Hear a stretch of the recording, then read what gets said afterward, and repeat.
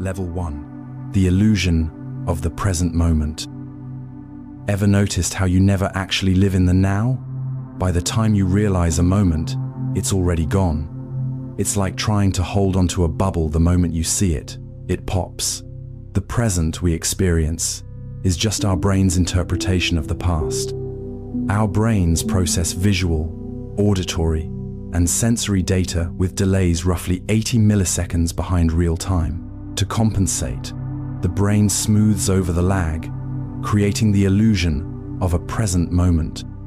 But scientifically, there's no such thing as a fixed no, it's always slipping past. Time is continuous, and our experience of it is more of a stitched-together story than a direct perception. Examples: when you watch lightning and hear thunder a few seconds later, your brain still believes it's one moment. In sports, a referee's late whistle isn't slow, it's their brain playing catch-up. We're hardwired for survival, not truth. Experiencing a now keeps life coherent. Also, society depends on shared moments, schedules, greetings, memories. It warps our understanding of cause and effect, delays reactions in fast-paced environments, and clouds our perception of consciousness. Any moment that feels like a perfect now is likely an illusion. Ask, am I reacting or reflecting? Acknowledge the brain's tricks. Stay patient in high-stress situations. What you feel instantly may not be real time. Recognizing this illusion makes you more mindful. You're not late. You're just living in a slightly delayed echo of reality. Take a moment to reflect on this. Time, ever flowing, never quite here. Level 2. Your brain sees what it expects. Ever walked into a room looking for your keys and missed them even when they were right in front of you? This is your brain on autopilot. It fills in gaps with what it expects to see, not always what's actually there. Your visual system doesn't work like a camera. Instead of capturing everything, your brain picks out patterns based on past experience. When familiar surroundings or routines are involved, your brain often ignores what's normal and focuses only on what's new or unexpected. This is a form of top-down processing, where your expectations override the raw data from your senses. Examples: you reread a sentence 3 times and still don't notice a missing the. You think someone said your name in a crowd because your brain's tuned to hear it. It's fast and efficient. Instead of wasting energy analyzing every pixel, your brain creates shortcuts, making daily life smoother and quicker. It can make you miss important changes. You might misread a situation, overlook a red flag, or make assumptions that aren't based in reality. When something feels off, but you can't figure out why, or when you find yourself repeatedly making the same observational mistake, slow down. Literally, take a breath, scan carefully, and question your assumptions, especially in unfamiliar or high-stakes environments. Your brain is a master illusionist, but awareness of its tricks lets you regain control and truly see what's in front of you. Take a breath. Level 3. The blind spot in your vision. Close one eye, stare at a dot, and watch another dot disappear. Did your brain just erase reality? There's a hole in your vision where your optic nerve connects, but your brain paints over it so you don't notice. Each eye has a point where there are no photoreceptors, no rods, no cones. This is the blind spot. Normally, we don't notice it because our brains interpolate surrounding information and because our eyes are constantly in motion. Even if both eyes had a synchronized blind spot, your brain would still guess what should be there and fill it in, like editing a photo. Examples: in the classic blind spot test, a small object vanishes when it enters that invisible hole. Drivers miss seeing motorcyclists or cyclists not because they're not there, but because the brain filled in their blind spot. It's a byproduct of our biology how nerves exit the eye. The brain, efficient as always, patches the hole to create seamless vision. It can lead to critical visual mistakes. In real-world tasks like driving, operating machinery, or spotting dangers, the blind spot can hide what matters. Use the test. Focus one eye on a fixed dot and move a small object across your peripheral vision until it disappears. Use both eyes, change perspectives, and know that what you see might not be what's actually there. You live with an invisible hole in your vision, and your brain lies to protect you from it. Trust your instincts, but verify with awareness. Let your eyes rest. Let the illusion fade. Level 4. Phantom vibration syndrome. Did your phone just buzz? You check and nothing. Again. Phantom vibration syndrome is when you feel your phone vibrate, even when it hasn't. It's a modern brain glitch. Your nervous system gets so used to expecting messages, pings, and notifications that it starts imagining them. This is a form of misattributed sensory expectation, your brain mistaking muscle twitches or clothing friction for phone vibrations. Essentially, the brain's habit system overpowers its reality-checking system. Examples: you swear your phone vibrated in your pocket, but it's not even there.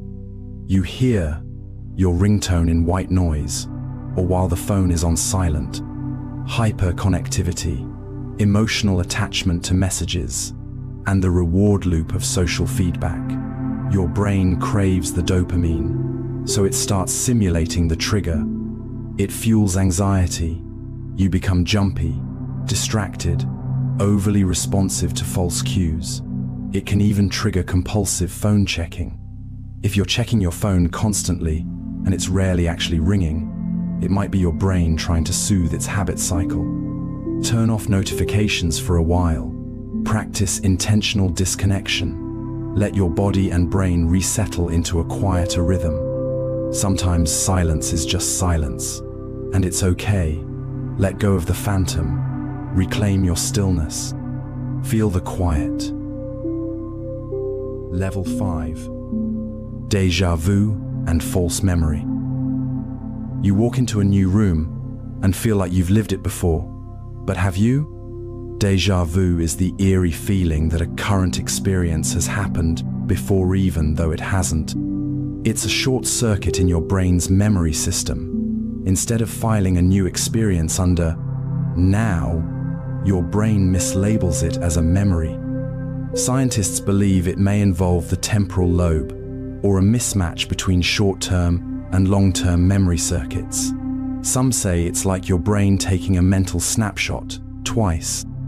Examples: you meet someone new, but feel like you've met them before. You visit a city for the first time and know where everything is, except you don't. Stress, fatigue, or minor misfires in memory encoding. Your brain tries to resolve contradictions by assigning familiarity to novelty. It can distort memory. People might confuse fantasy with fact, dream with reality. In rare cases, it leads to false confessions or altered identity perception. When something feels too familiar, too perfect, too déjà vu, pause. Ask, do I remember this, or just feel like I do? Keep a journal. Ground yourself in details. Trust evidence over feeling. Let the moment pass. It often fades quickly. Your brain is a storyteller. Sometimes it blurs timelines. That doesn't make it wrong, just human. Let yourself drift. Let memory. Level 6. The inverted spectrum hypothesis. What if my red looks like your green, and we'd never know? The inverted spectrum hypothesis asks, what if people perceive colors differently, but use the same names for them. You see a ripe strawberry and call it red. I do the same. But what if your red looks like my green? We'd never know, because language equalizes our differences. The idea questions whether subjective experience known as qualia can ever be compared between people. There's no way to prove that our inner worlds match. Examples. You say the sky is blue, but your blue might feel warm, while mine feels cold. Two people describe a sunset identically, but experience it with completely different emotional tones. It challenges the idea of objective reality. It suggests consciousness is inherently private and maybe unknowable between individuals. It casts doubt on shared meaning. If we can't verify experience, how do we build understanding? It also fuels solipsism, the fear we're alone in our minds. When someone asks, "But how do you know what I see?" they're brushing the edges of this paradox. Acknowledge the mystery, then bridge it. Art, music, empathies become our translators for inner experience. We may never see the world the same way, but we can still share it. Close your eyes. Let the colors fade inward. Level 7. The Stroop effect. Try saying the color of this word, not the word itself. Red, written in blue. Tricky, right? The Stroop effect shows that when your brain sees a word that spells a color, it gets confused if that word's color doesn't match. This test reveals a cognitive interference. Your brain processes words automatically. It's hardwired through years of reading. But identifying colors takes a different, slower route. When the two signals clash, like reading the word green, written in red ink, your brain stalls. It's a tug of war between habit and perception. Examples. You're shown the word yellow in purple text, and you stumble when trying to say purple. You read road signs faster than you process their color or shape, sometimes leading to missed warnings. Reading is overlearned. It's almost unconscious. Your brain prioritizes what it knows the word over, what it seethes, ink color. The mismatch creates mental friction. It exposes how easily our attention can be hijacked. In high-stakes settings, such as air traffic control or user interface design, this conflict can lead to real-world errors. Look for mental lag when your brain wants to jump to conclusions, but the senses resist. You may feel a tiny burst of frustration. Slow down. Use mindfulness. Practice separating perception from interpretation, especially in communication and quick decisions. Even your brain's fastest reflexes can trip over each other. Awareness builds clarity. Now, take a slow breath. Let your thoughts uncross. Level 8. Sensory substitution. Seeing through your tongue. What if you could see with your tongue? Not science fiction, actual science. Sensory substitution is when one sense, like touch or sound, replaces another like vision by rerouting how the brain receives information. The human brain is incredibly adaptable. If visual input is missing, the brain can rewire itself to interpret information through other senses. For instance, a device called the brain port converts visual data into tiny pulses on the tongue. Over time, the brain learns to interpret these signals as visual scenes. Essentially, it sees without using eyes. Examples. Blind individuals using vibrating vests or tongue arrays begin to navigate rooms using converted signals. Some wearable tech lets deaf users hear sounds through skin vibrations and brain remapping. To regain lost senses or explore human perception, it pushes boundaries of therapy, neuroscience, and the philosophy of the self. It challenges how we define senses. If we can see through touch, what is vision? It also raises ethical concerns around brain-machine interfaces. When devices or experiences start replacing one sense with another and yet feel natural, over time, you're in substitution territory. Educate yourself on how adaptable your mind truly is. Don't dismiss weirdness as fakery. It may be your next frontier. Your senses are tools, not rules. Your brain is ready to evolve if you let it. Close your eyes. Imagine the world flowing through your skin. Level 9. The McGurk effect. Hear the word ba, then look at someone saying fa, and suddenly, that's what you hear. Your ears are being lied to. The McGurk effect happens when visual input changes what you hear, like when lip movements trick your brain into hearing a different sound. This effect reveals how deeply your senses work together. Speech isn't just sound, it's also sight. When your eyes see someone mouthing fa, but your ears hear ba, your brain tries to resolve the mismatch by combining them. The result? You hear fa, even though that's not the sound. It's a fusion of perception, not a clean input. Examples: watching a video of someone saying ba while their lips form ga makes many hear da. In noisy environments, people lip-read unconsciously, even if they think they're just listening. Your brain wants consistency. When multiple senses offer conflicting data, it compromises to create a single, coherent experience, even if that means distorting reality. It can lead to miscommunication, especially in video calls, dubs, or poor audio settings. It also shows how easily perception can be manipulated. If sound changes when you close your eyes, if what you hear doesn't match the lips pause, you're in McGurk territory. Verify with text. Use multiple cues. And in debates or dialogue, remember, your senses are surprisingly malleable. Seeing isn't always believing. Hearing isn't always truth. Trust, but also test. Rest your senses. Let the noise. Level 10. Motion-induced blindness. Ever stared at a screensaver and watched something in the middle disappear? It's not your eyesits, your brain, editing reality. Motion-induced blindness happens when static objects vanish from view, while your brain focuses on nearby movement. It's a visual illusion where your brain suppresses awareness of things that don't move. If something remains still while your visual field is filled with motion-like rotating dots or swaying patterns, your brain may just erase the still image.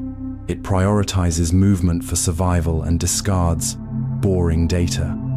Examples: in the classic experiment, 3 yellow dots around a cross fade away when blue spinning dots surround them. Drivers often miss seeing parked cars or stationary hazards while focusing on moving traffic. Your brain evolved to spot threats, usually things that move. Static objects are deemed less important, and your mind redirects resources to what might change. It can be dangerous. Missing non-moving objects, especially in tasks like driving, surgery, or flying, can lead to critical mistakes. If something seems to fade out in your peripheral vision while the scene is moving, it might not be gone. It's your brain filtering it. Scan slowly. Pause your gaze. Let stillness reset your awareness. And remember, level 11. Time dilation. Einstein's clock trick. Imagine your friend boards a spaceship, zips around at light speed, and comes back younger than you. How? Time dilation means time ticks slower for someone moving really fast, especially near light speed compared to someone at rest. Einstein's theory of special relativity tells us that the faster you move, the more time slows down for you relative to someone standing still. This isn't just a thought experiment. Time is not fixed. It bends based on velocity. Think of 2 identical clocks. One stays on Earth, and the other rides a spaceship near light speed. When reunited, the space clock will show less time past it, aged slower. Examples: astronauts aboard the ISS experience a tiny bit of time, dilation about 0.007 seconds per 6 months. If you flew close to light speed for a few years, thousands of years could pass on Earth. In Einstein's universe, space and time are intertwined as space-time. Moving through space affects how you move through time. It's a cosmic trade-off. It defies intuition. It disrupts our classical understanding of past, present, and future. It also means absolute time doesn't exist. Whenever speed approaches light speed, or gravity becomes extreme, expect time to behave strangely. Accept that time isn't universal, it's local. Different observers can experience time differently, and both can be correct. You're not just traveling through space, you're surfing time. Gently, invisibly, inevitably. Take a moment. Time may be moving faster than you feel. Level 12. The twins paradox. Two identical twins. One stays on Earth, one travels the stars. When they reunite, one is younger, not by days, by decades. The twins paradox is a mind-bending result of time dilation. Two people age differently, depending on how fast and far they travel. In this thought experiment, one twin goes on a high-speed space journey, while the other remains on Earth. Due to time dilation, the traveling twin experiences less time. When they return, they've aged far less than their sibling. It's not just perception, it's measurable. But here's the twist. The paradox lies in the question, shouldn't each twin see the other as moving? The resolution? Acceleration breaks the symmetry. The traveling twin changes frames. The earthbound one does not. Examples. Hypothetically, a twin traveling at near light speed for 10 years might return to find 100 years passed on Earth. This isn't science fiction. GPS satellites already correct for this, or they drift. It contradicts our everyday experience. We assume time is equal for all. The paradox challenges our idea of fairness and simultaneity. It forces us to abandon absolute time. It shows time is elastic, personal, situational, relative. If someone is moving rapidly or changing reference frames, time will not treat them the same as you. Use diagrams. Focus on acceleration being the key difference. It's not mutual motion, it's asymmetric travel. In this universe, twins may still share DNA, but never the same clock. Let your mind wander. Somewhere, someone's seconds are slower than yours. Level 13. Simultaneity is relative. You flip a light switch. Two bulbs flash at once, at least you think they did, but someone moving past you disagrees. Simultaneity is relative means that two events happening at the same time for you might not happen at the same time for someone else. In Einstein's framework, time and space are tied together. What you perceive as happening now depends on where you are and how fast you're moving. If you're moving quickly relative to someone else, your brain slices up time differently. This means there is no universal now. Two observers can disagree on the order of events and both be right. Examples. A train moving through a tunnel sees the doors close at different times than someone standing still. Lightning strikes the front and back of a train. One observer sees them as simultaneous, another does not. Light has a finite speed.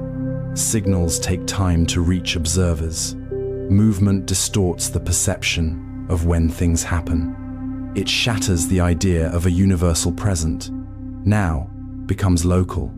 It also complicates our ideas of causality and coordination. Whenever multiple observers disagree on the timing of events, especially when in motion, This principle is at work.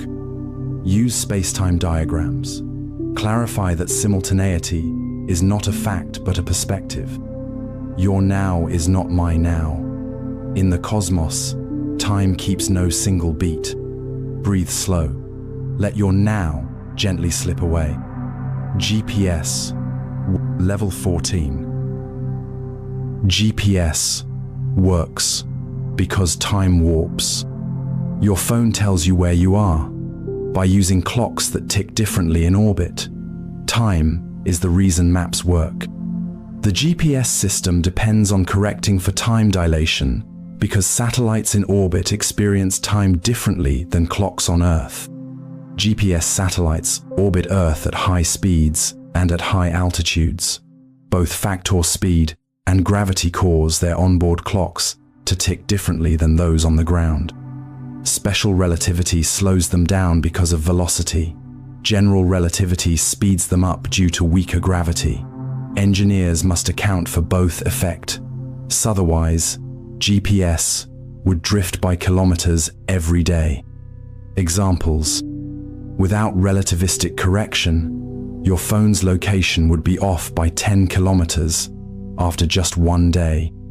A GPS satellite clock gains about 38 microseconds per day due to time dilation, and that's huge in GPS terms. Satellites move fast and sit in weaker gravity fields. Both distort time. This isn't a theory, it's a technical necessity. Accurate positioning, time synchronization, seamless mapping, and navigation. Every Uber ride depends on Einstein. The next time GPS recalculates your route in real time, remember, you're relying on curved time. Point to technical documentation. Satellite engineers calculate time distortion daily. It's science that works. Every direction you take is grounded in the star sand, the subtle stretching of time. Let your coordinates dissolve. Drift softly in orbit. You age faster on a mountain. Level 15. You age faster on a mountain.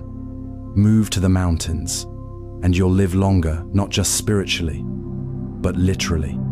The higher you are from Earth's center, the faster time passes for you because gravity affects the flow of time. General relativity tells us that massive objects like Earth curve space-time. The closer you are to the center of gravity, the more space-time is stretched and time slows down. Clocks at higher altitudes tick faster than those at sea level. It's measurable. So technically, someone living on a mountaintop will age slightly faster than someone at the beach. Examples. Atomic clocks on Mount Everest tick a few nanoseconds faster per day than those at sea level. GPS satellites, even higher up, must correct for this time speed up constantly. Gravity isn't just a force, it's a warping of time. Less gravity equals less stretch equals faster time. It complicates timekeeping and synchronization. It also forces us to rethink time as a fixed measure.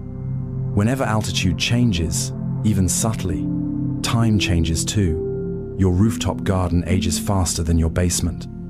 Use real experiments like the Hathaway, Keating flight, or high-altitude atomic clocks. It's proven science.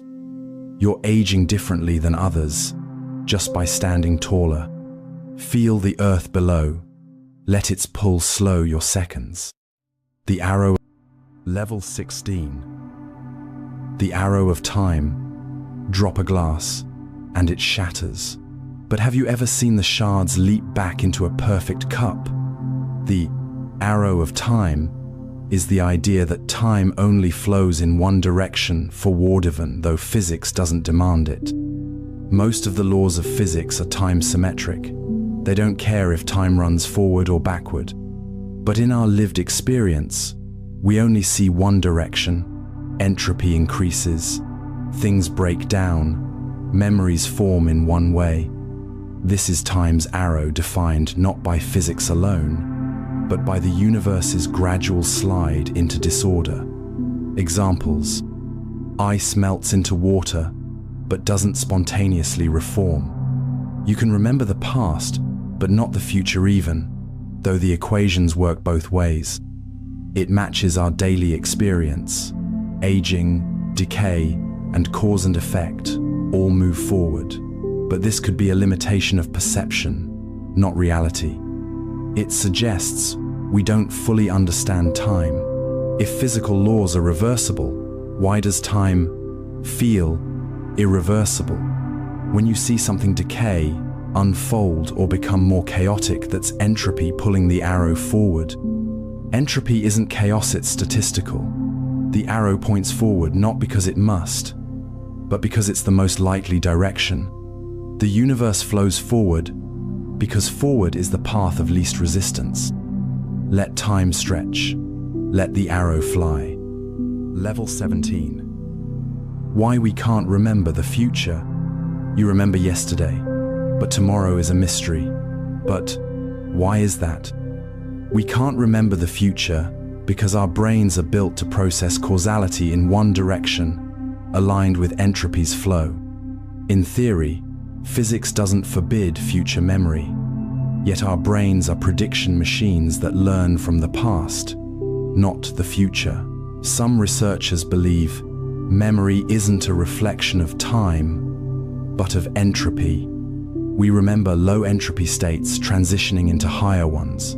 The future, still unwritten and uncertain, doesn't offer enough structure to be recorded. Examples. You remember putting your phone down, but can't know you'll drop it later. We can predict, simulate, or guess, but never with certainty.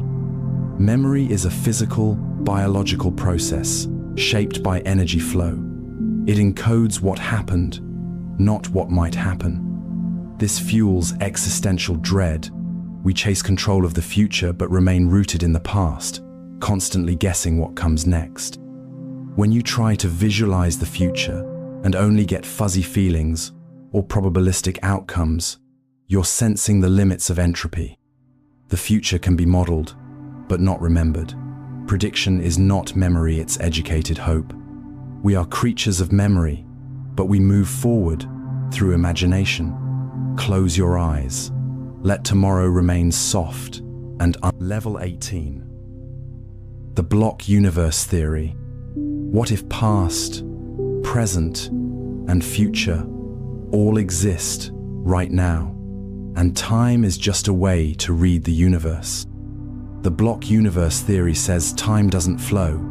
Every moment, past, present, and future, exists equally in a four-dimensional space-time block. Think of the universe like a loaf of bread. Each slice is a moment in time. From within, you only experience one slice at a time, the present. But from outside, the whole loaf exists all at once. According to this theory, change is an illusion. Your birth, now, and death are just different coordinates in space to Manoni, more real than the others. Examples. Your great-grandparents' wedding still exists in this block, it's just in a different slice. A future you sitting on a space station or walking Mars already exists in another coordinate. Einstein hinted at it. If time is a dimension like space, then now is just a perspective, not an absolute reality. It challenges free will. If the future already exists, are we just passengers on a predestined ride? If someone says time is just another dimension and that events are fixed, not unfolding, they're thinking block universe style. Accept both models. The block view is geometrical. The flowing view is biological. Both might be true in their domains. Time may not pass you, may be unfolding along its pre-written path. Take a breath. You're already Level 19. The grandfather paradox. What happens if you go back in time and stop your grandfather from meeting your grandmother? The grandfather paradox is a classic time travel dilemma. If you prevent your own existence in the past, how could you exist to do it? Let's say you invent a time machine, go back, and stop your grandfather from having children. That means your parent and you are never born. But then, who stopped the grandfather? This creates a logical loop that breaks cause and effect. The paradox highlights the instability of backward time travel. Examples: you kill your past self, but then, who fired the bullet? You invent time travel, but only because someone from the future gave you the idea. It shows that time might not be editable.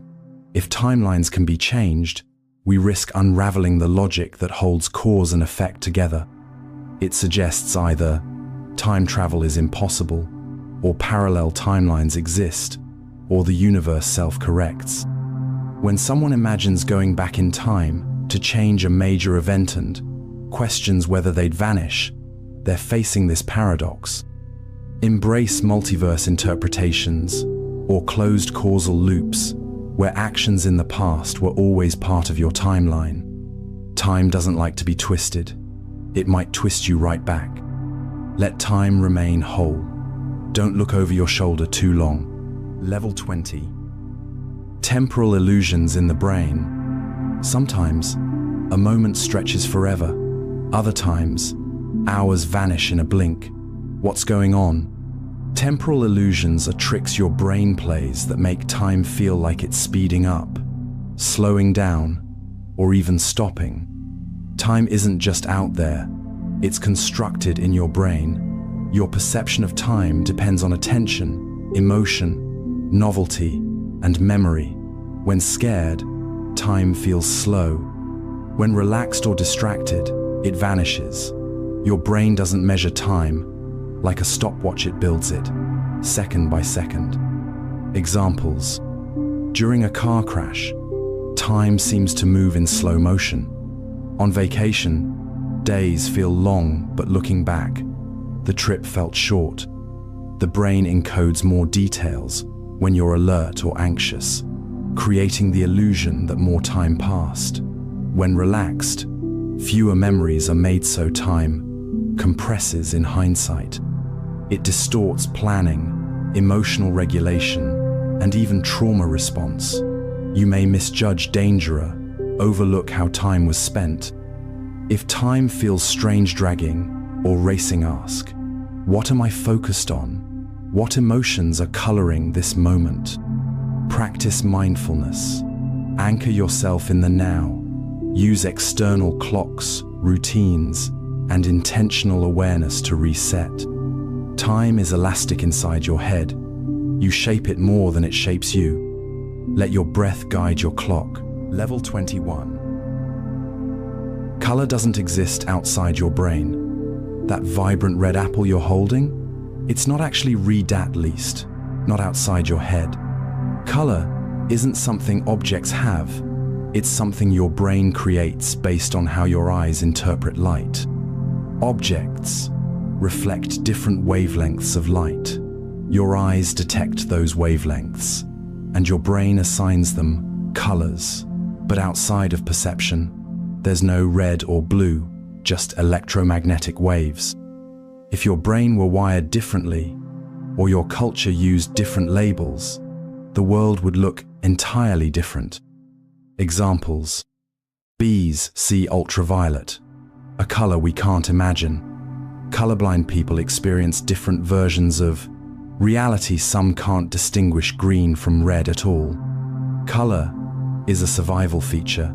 It evolved to help us find food, sense danger, and recognize emotions. It's a tool, not a truth. We often treat color as absolute, yet it's entirely relative. This leads to misunderstandings in art, design, and even eyewitness testimony. Ask yourself, do I see the same thing as everyone else? If you've ever argued over whether something is blue or green, you've touched the edge of this illusion. Acknowledge that color is subjective. It's okay to see the world differently because you literally do. Your brain paints the world. What you see is not what's there, it's what you are. Close your eyes. Let the world's palette dissolve into waves. Level 22. Your atoms are 99.9999999% empty space. Touch the table. Feels solid, right? But it's almost entirely nothing. Atoms, the building blocks of you, me, and everything, are almost all empty space. Atoms consist of a tiny nucleus surrounded by electrons, but the distance between the nucleus and the electron cloud is enormous compared to their size. If the nucleus were a peanut in a stadium, the electrons would be buzzing around the farthest seats. That solid table? It's billions of mostly empty atoms, whose electric charges prevent them from passing through each other. Examples. If you remove the empty space from all atoms in humanity, the mass of 8 billion people would fit into a sugar cube. Neutron stars compress matter so tightly that the space between particles is nearly zero, making them unimaginably dense. Quantum physics prevents particles from collapsing into one another. Electromagnetic repulsion and quantum fields maintain this empty illusion of solidity. It makes material reality seem less real.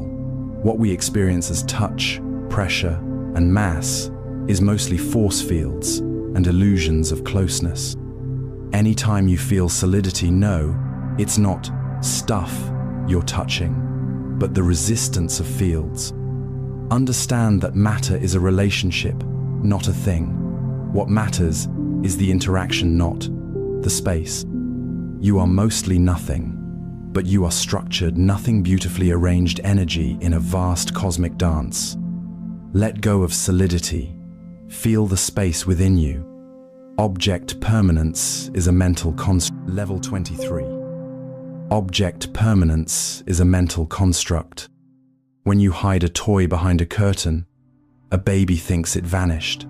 Adults don't.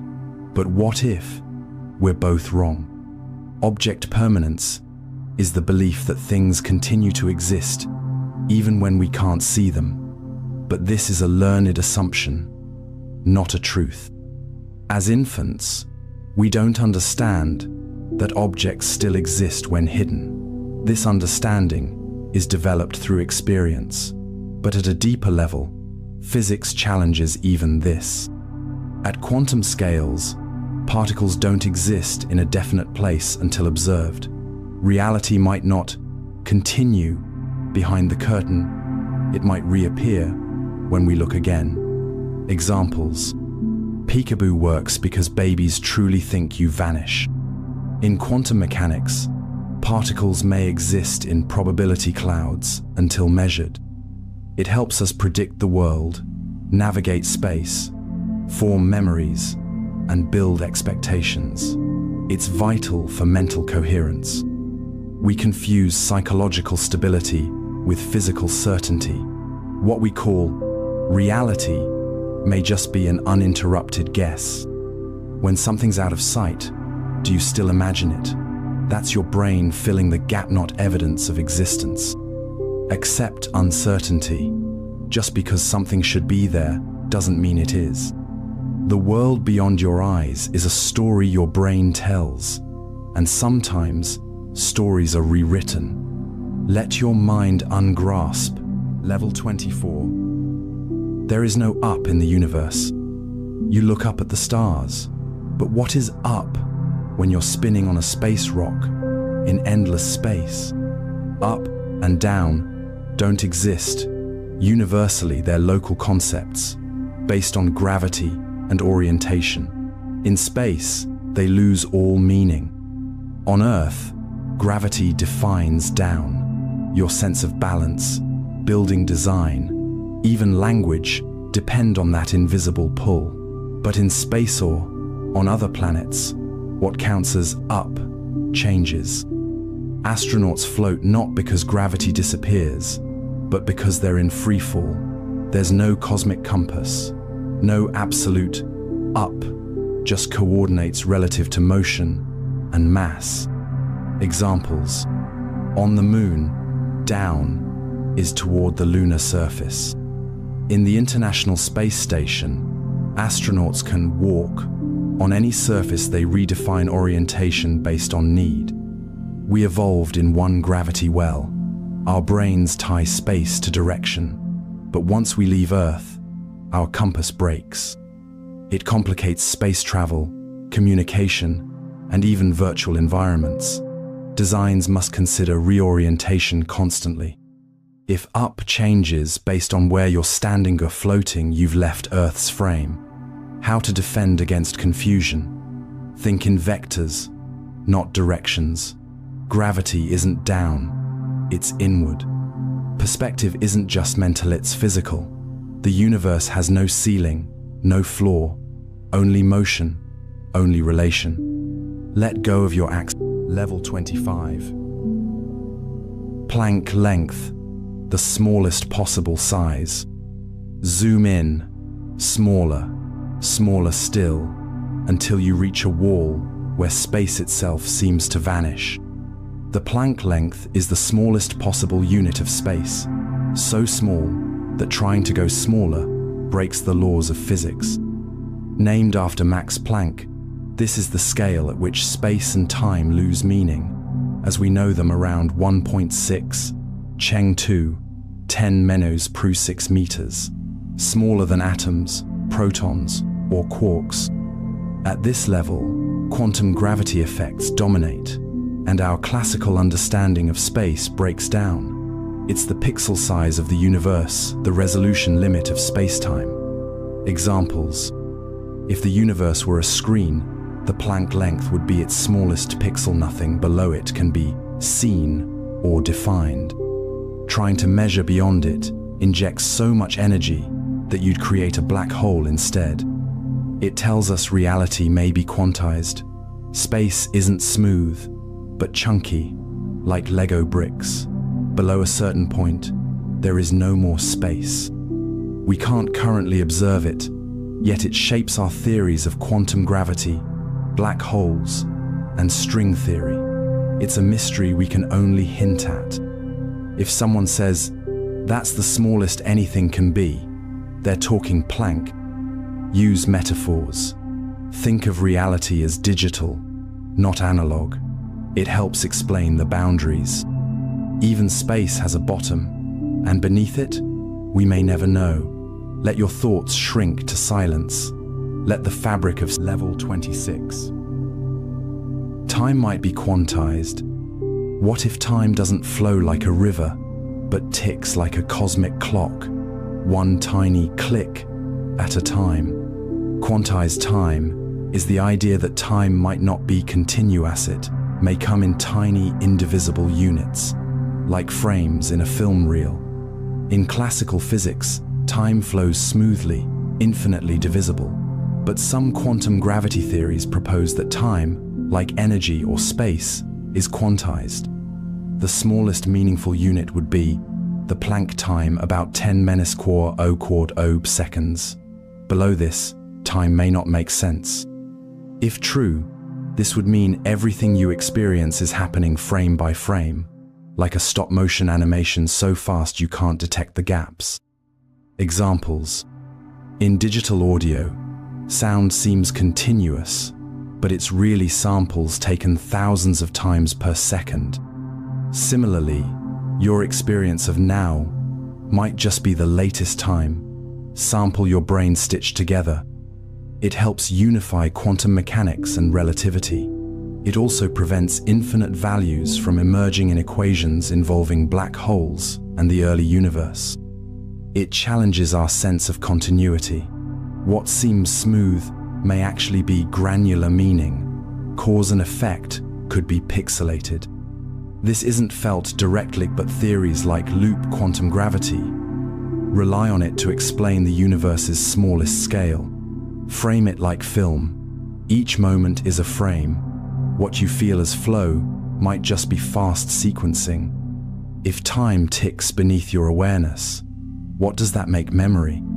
Let your seconds pulse gently, frame by frame by frame. You never touch anything. Level 27. You never touch anything. Electron repulsion. You clasp your hands. You knock on wood. You feel contact. But did anything actually touch? You never truly touch anything because the electrons in your atoms repel the electrons in other atoms. Atoms are surrounded by electron clouds. When two objects come close, these clouds repel each other through the electromagnetic force. This repulsion is what gives you the sensation of touch.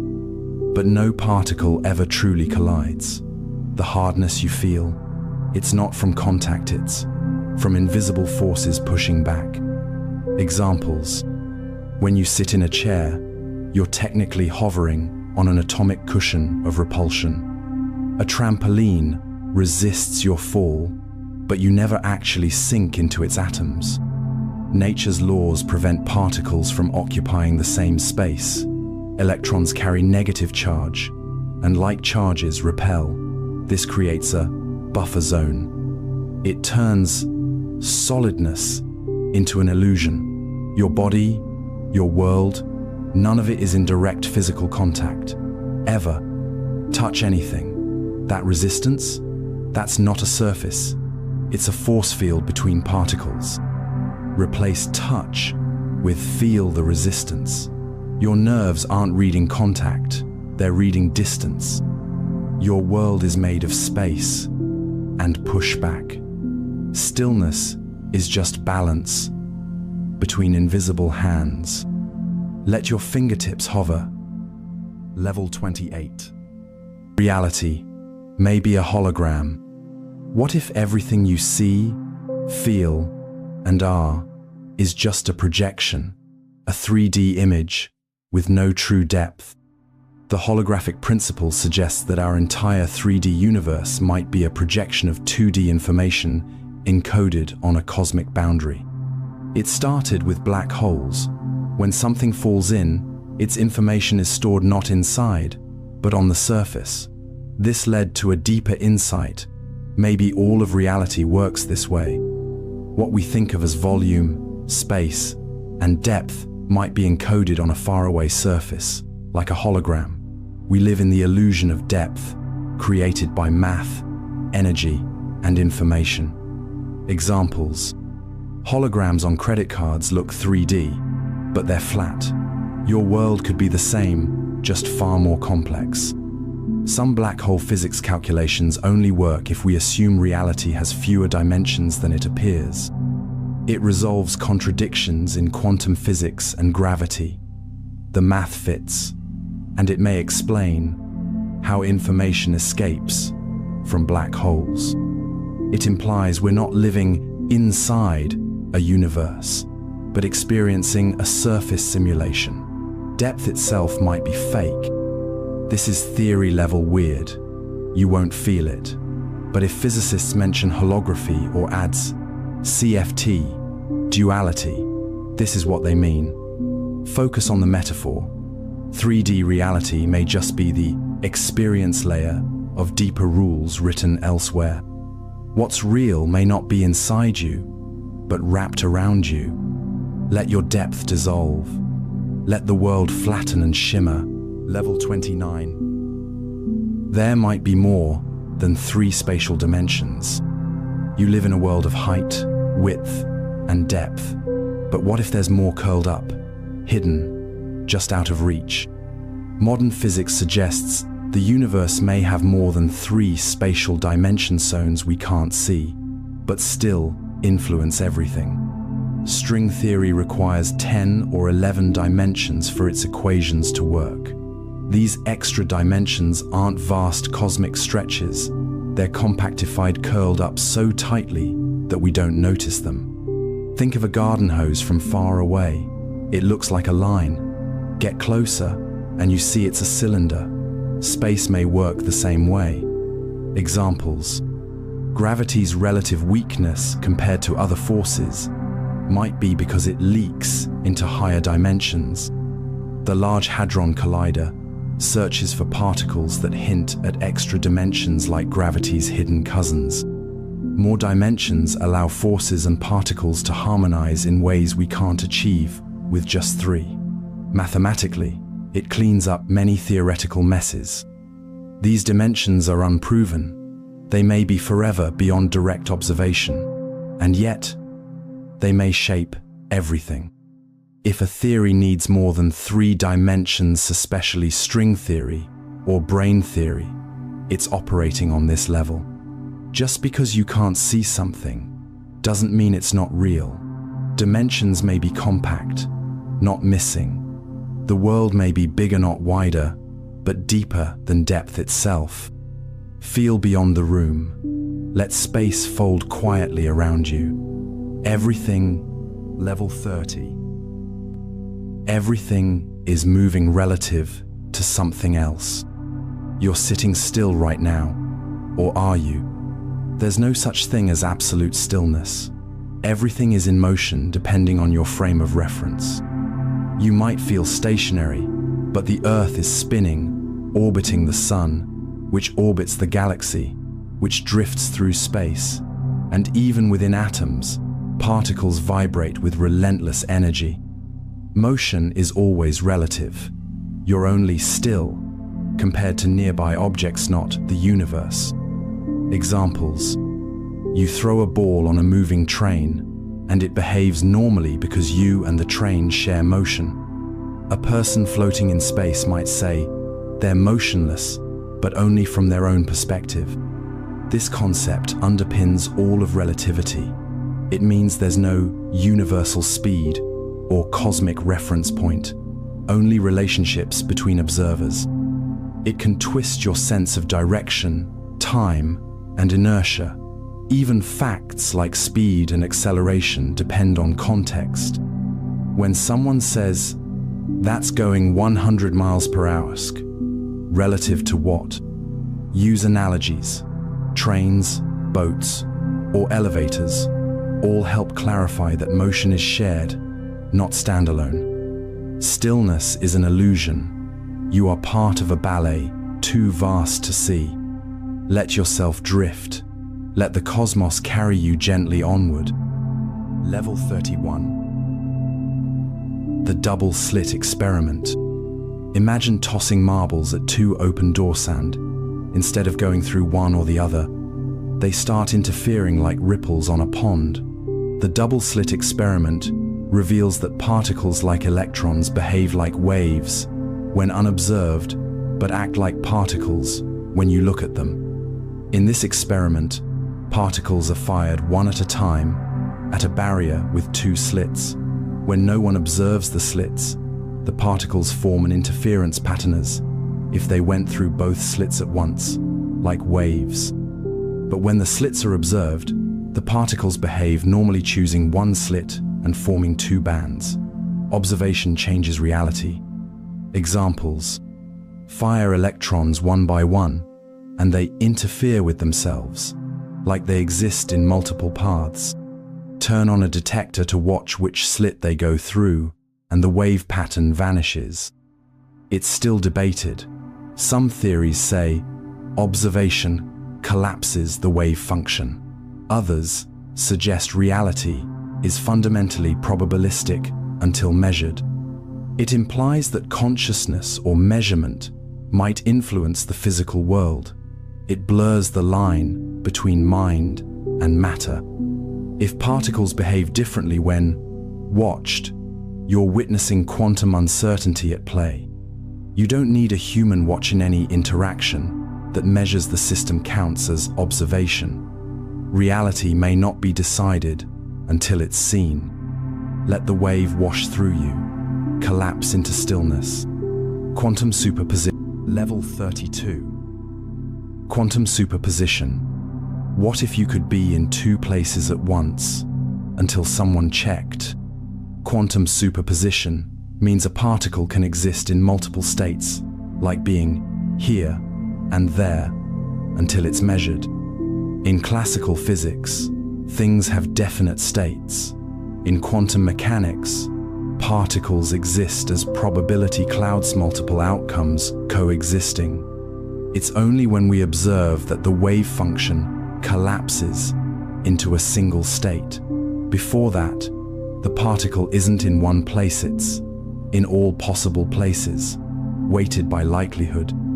Examples: An electron orbiting an atom doesn't have a fixed path, it exists in a cloud of possibilities. A photon traveling toward a beam splitter takes both paths until it's detected. It reflects quantum uncertainty. The universe doesn't choose a state until interaction forces it to. Superposition breaks logic. How can something be both A and B?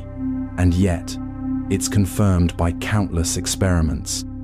Anytime you hear that a system holds multiple outcomes, until measured, you're dealing with superposition. It's not magic, it's probability turned into physical behavior. The math works, even if intuition fails. You are not in one place. You are in every possible place you could be, until something says otherwise. Hold still, or move in every direction. Level 33. Schrodinger's cat. Open the box and the cat is either alive or dead. But until you do, it's somehow both. Schrodinger's cat is a thought experiment showing how quantum superposition could apply to everyday objects, like a cat in a box that is both alive and dead until observed. In this famous thought experiment, a cat is sealed in a box with a radioactive atom, a detector, and poison. If the atom decays, the poison is released and the cat dies. If not, the cat lives. But according to quantum mechanics, until someone opens the box, the atom is in superposition, both decayed and not. Therefore, the cat is also both dead and alive. Examples. It's not about cats, it's about how quantum rules seem absurd when scaled up to daily life. The cat is a metaphor for systems entangled with quantum uncertainty. Erwin Schrödinger meant it as a critique of quantum mechanics, highlighting how weird it gets when extended to macroscopic objects. It challenges the boundary between quantum and classical worlds. When does the quantum fuzziness end and solid reality begin?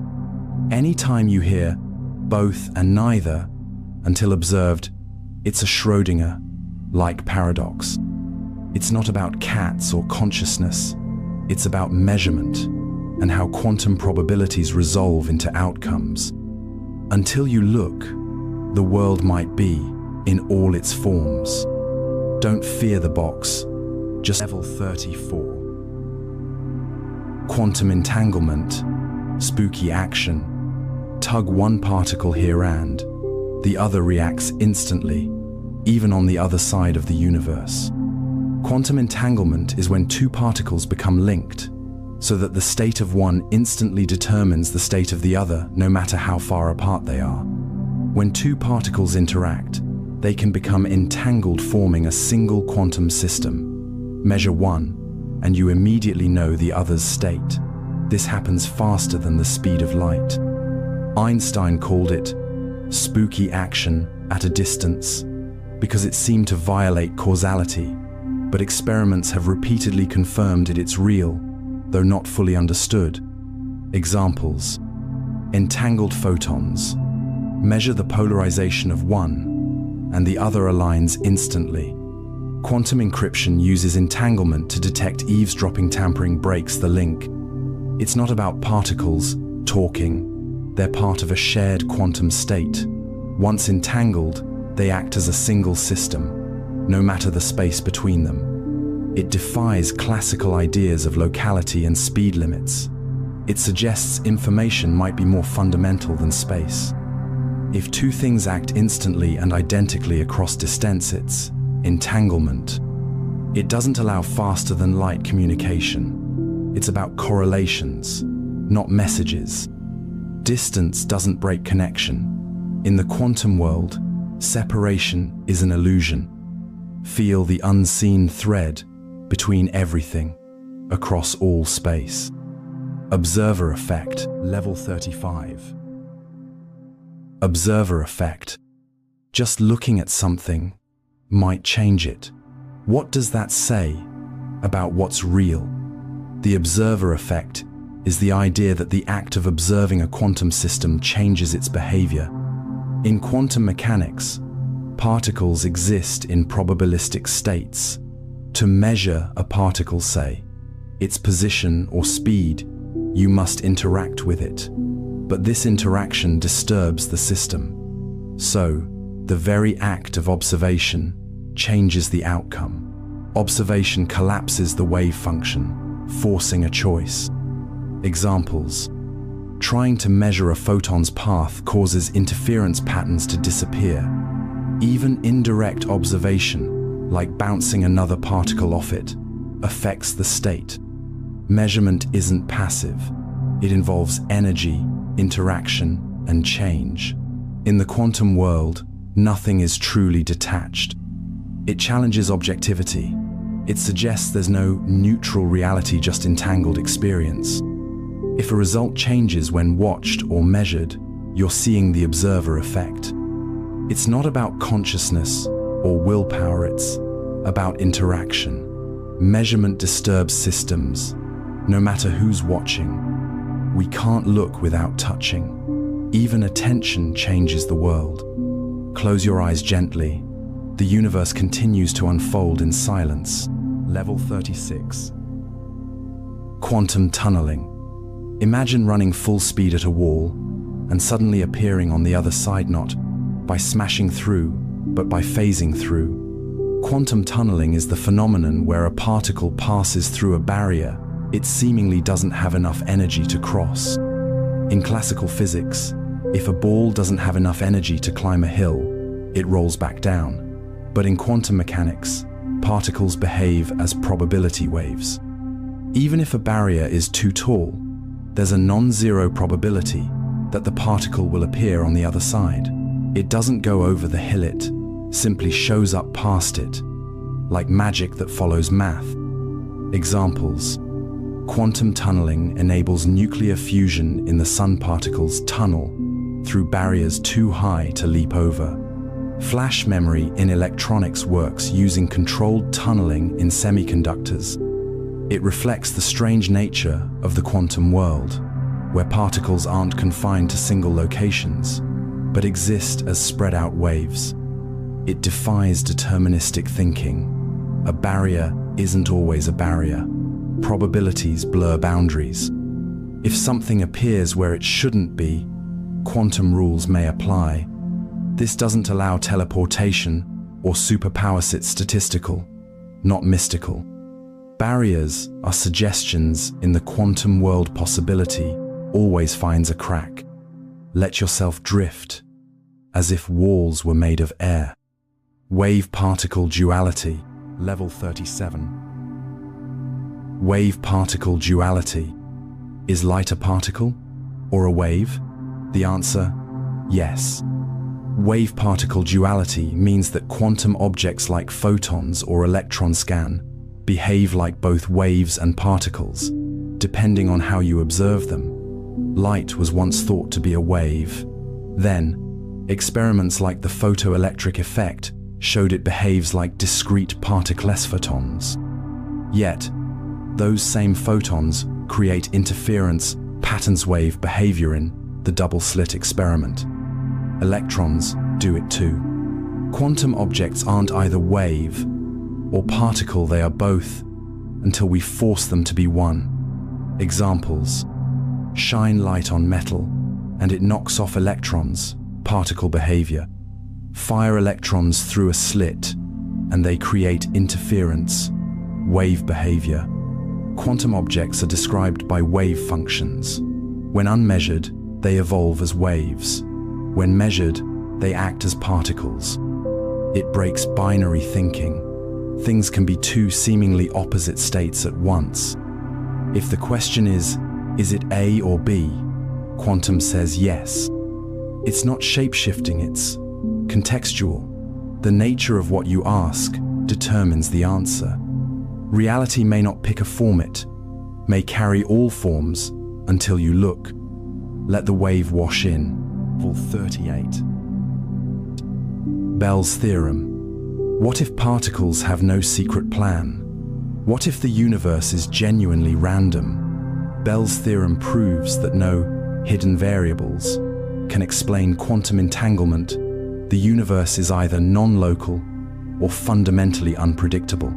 John Bell created a mathematical inequality that tested whether particles carried hidden instructions like pre-programmed dice. If they did, certain statistical limits would always hold. But in real experiments, those limits are violated. This means either 1. Particles instantly affect each other across space, or 2. Outcomes are genuinely random. No comforting middle ground. Examples: entangled photons violate Bell's inequality in lab tests, confirming spooky action or deep randomness.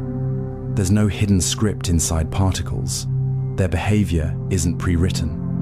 It forces physicists to choose: is the universe connected beyond space, or is reality just unpredictable? It ends the dream of local realism where cause and effect are clean, orderly, and close by. Anytime you hear Bell test or closing the loopholes, this is what's being tested. Bell's theorem doesn't prove magic or determinism. It sets a boundary. The universe is weirder than we hoped. Your world might be stitched together by non-local threads, by chaos. Let go of certainty. Embrace what cannot be hidden. Level 39. Many worlds interpretation. What if every decision you've ever made created a new universe where you made the opposite choice?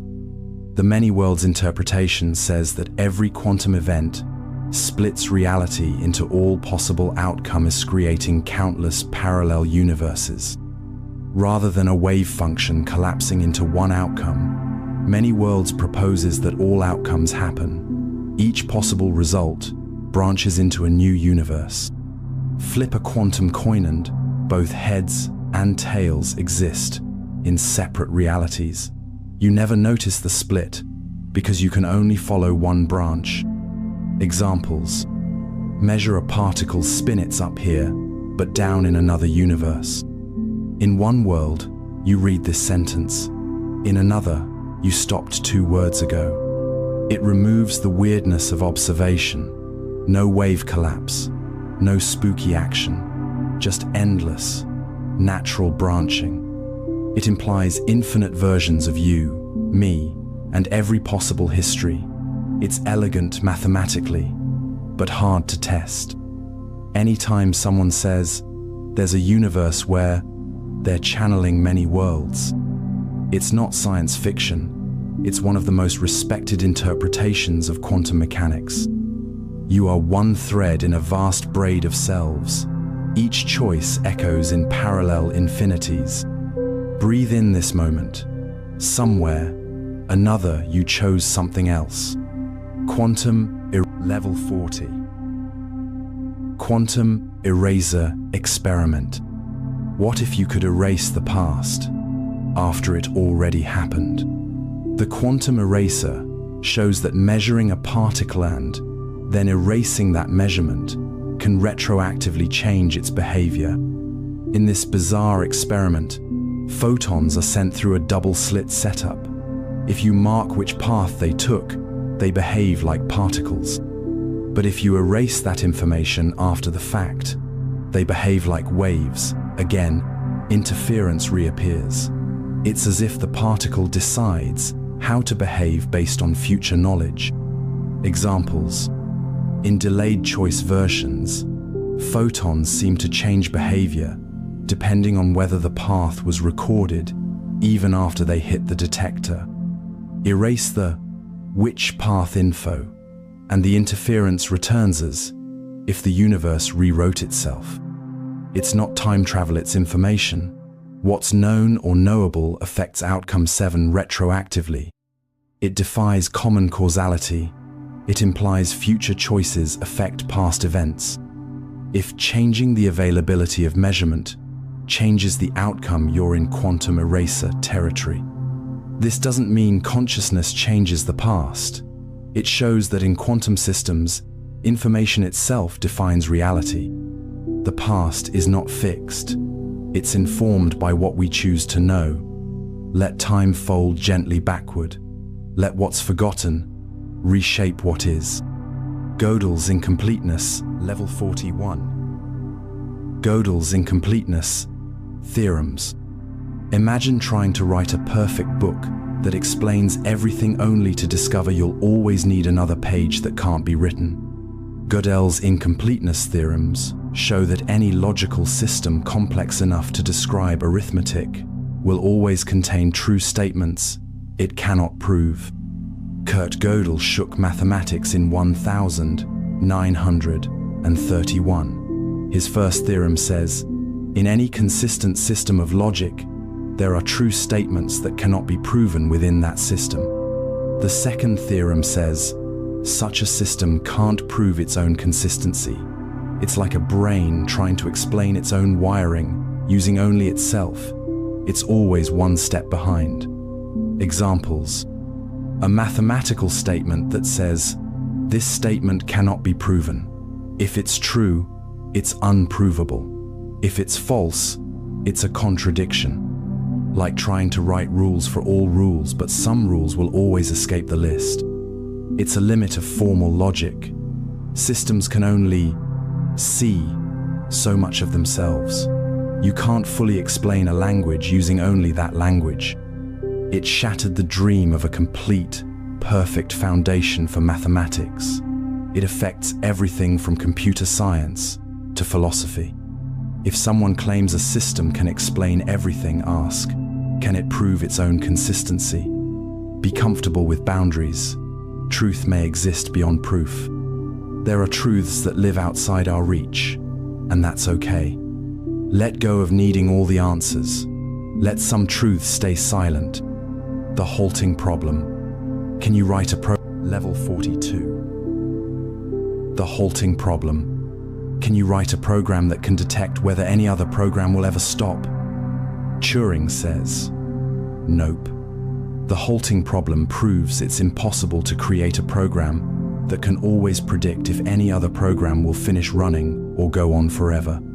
In 1936, Alan Turing showed that no computer program can correctly determine, for every possible input and program, whether it will stop or loop forever.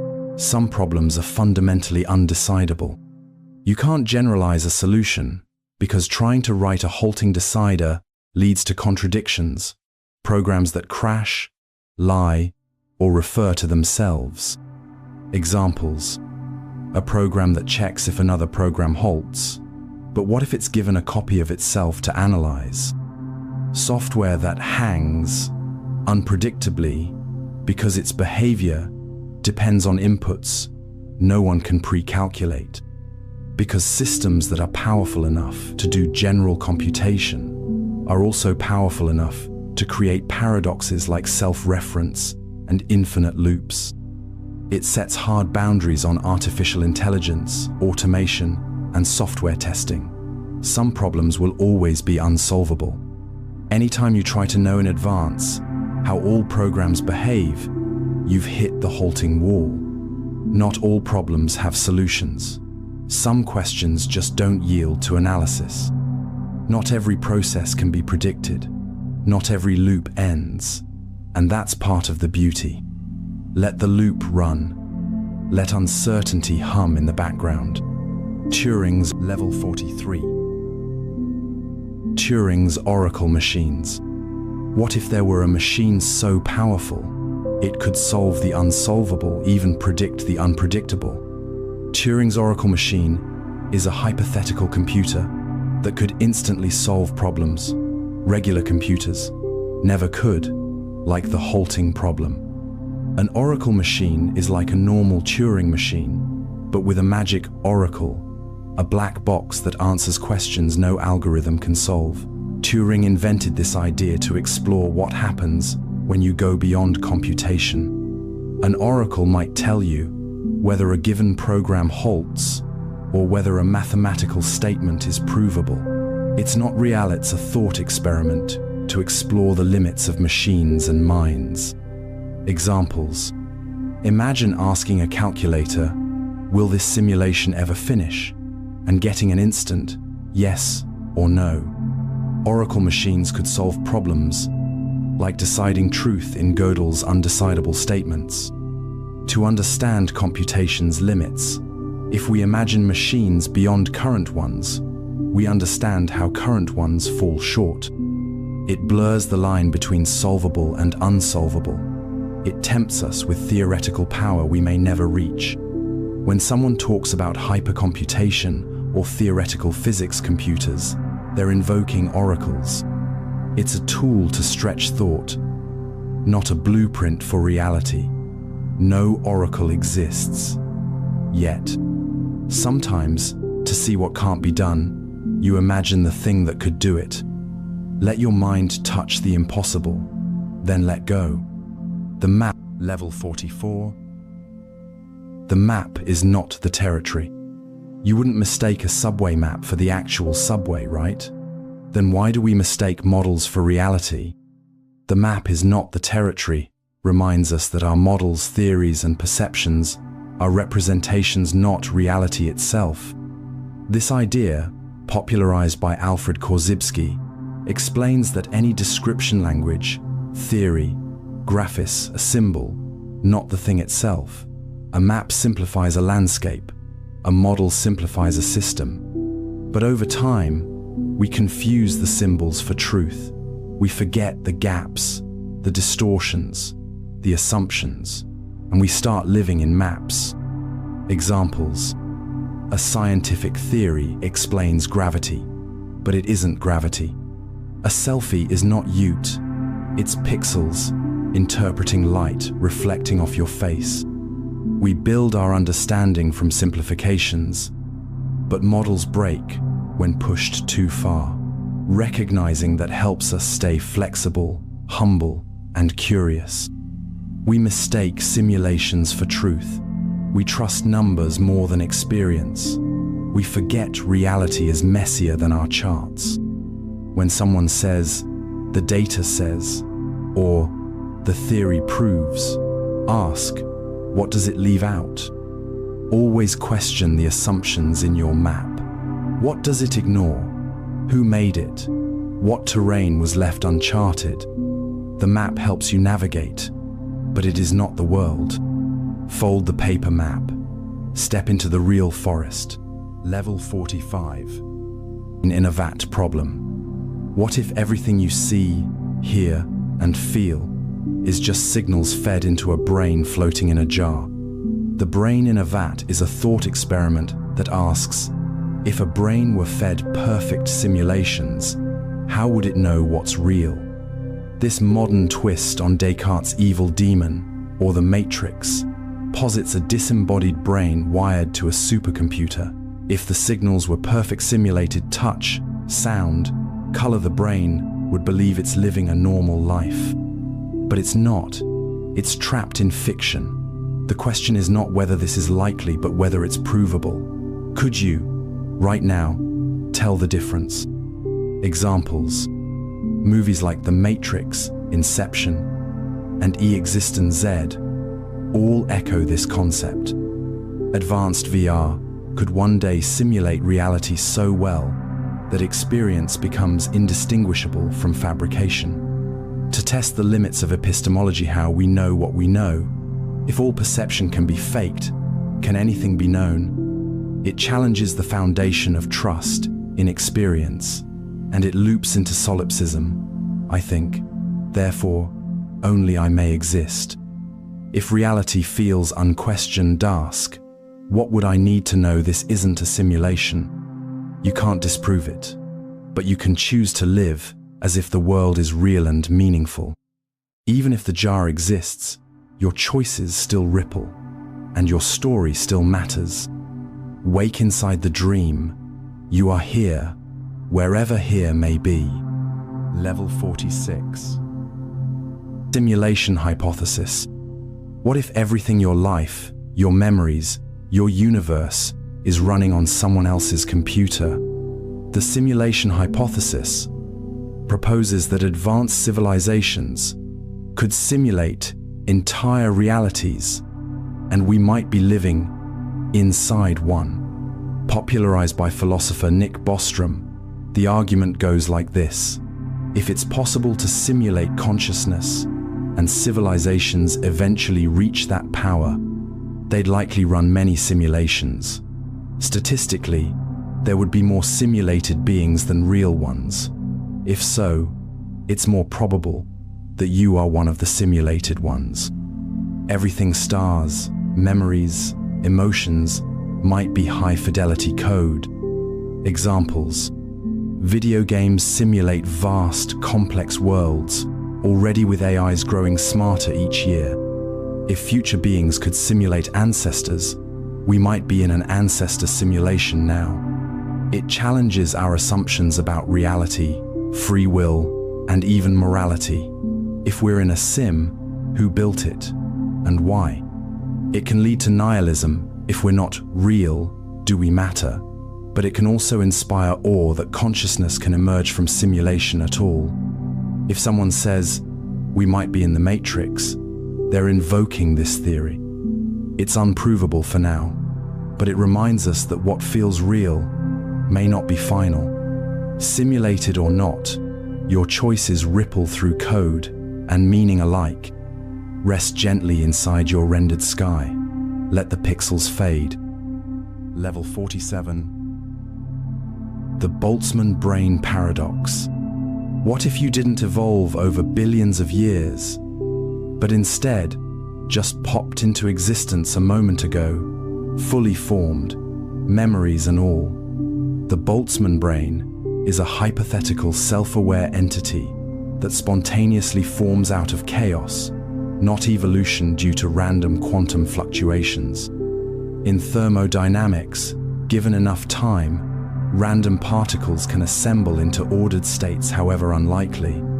The paradox: it's more probable for a single conscious brain to randomly form with false memories than for the entire universe to evolve naturally. If that's true, you're not a person in a universe, you're a brain in a blip, imagining a reality that never happened. Examples: a brain with a memory of eating cereal that never had a mouth or cereal, or a yesterday. Just random atoms aligning to think they're part of a life story. Statistical mechanics suggests that small fluctuations are more probable than large ones. A brain is smaller than a universe. It undermines confidence in perception. It creates existential instability. If you're just a momentary delusion, can you know anything at all? If someone says, maybe I was created 5 seconds ago with all my memories, they're inside this paradox. We reject it, not because it's impossible, but because it's unlivable. A shared, persistent reality is a better bet. You are likely not a lone brain, but the fact we must ask is humbling. Let your memories settle, whether born of time or noise. Level 48. Laplace's demon. If a super-intelligent being knew the position of every particle, could it predict the entire future? Laplace's demon is a thought experiment proposing that if someone knew all physical laws and the precise state of the universe, they could compute everything past and future.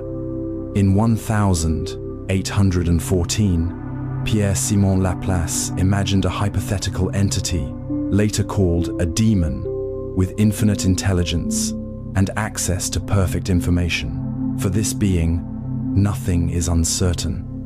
Every future event is the unfolding of laws acting on particles. Free will, illusion, randomness, an artifact of ignorance. Examples: if you flip a coin, the demon doesn't guess it knows, down to the air pressure and wrist motion. It would see your entire life path as just physics playing out. In a deterministic universe, the future is inevitable.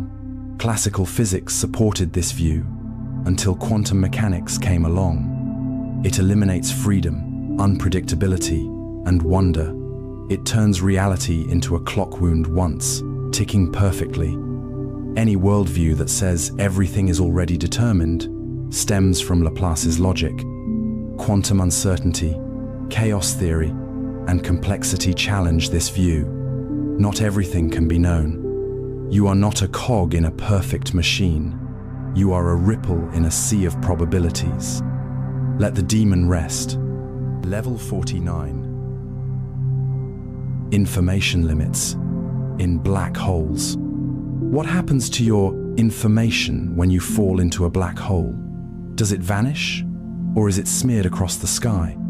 The black hole information paradox asks, does physical information get lost when it enters a black hole? And if not, where does it go? Physics says information like the quantum state of particles can't be destroyed, but black holes seem to erase it completely. Stephen Hawking showed black holes evaporate over time via Hawking radiation, but that radiation appears random.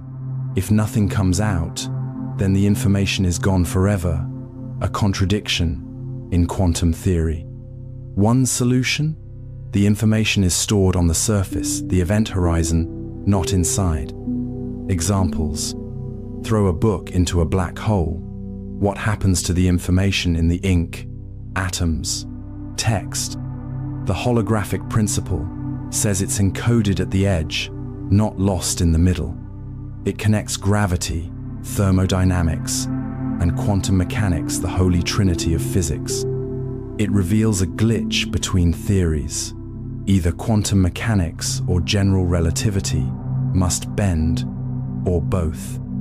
Any discussion of event horizons, entropy, or holography ties to this deep mystery.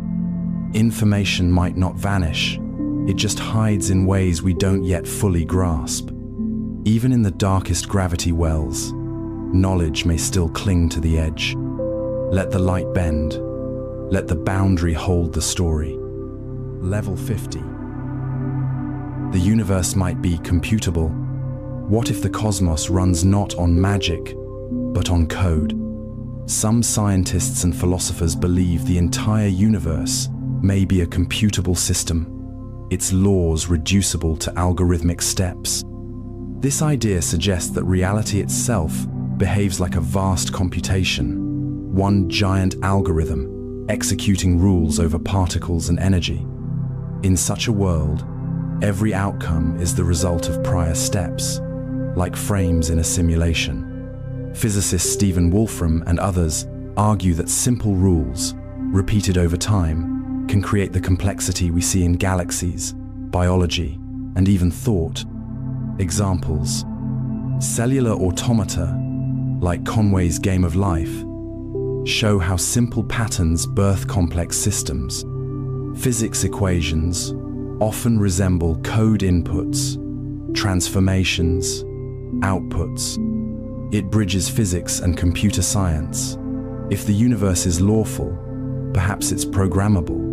Maybe the laws are the program. It risks reductionism, the belief that everything, even consciousness, can be broken into lines of logic.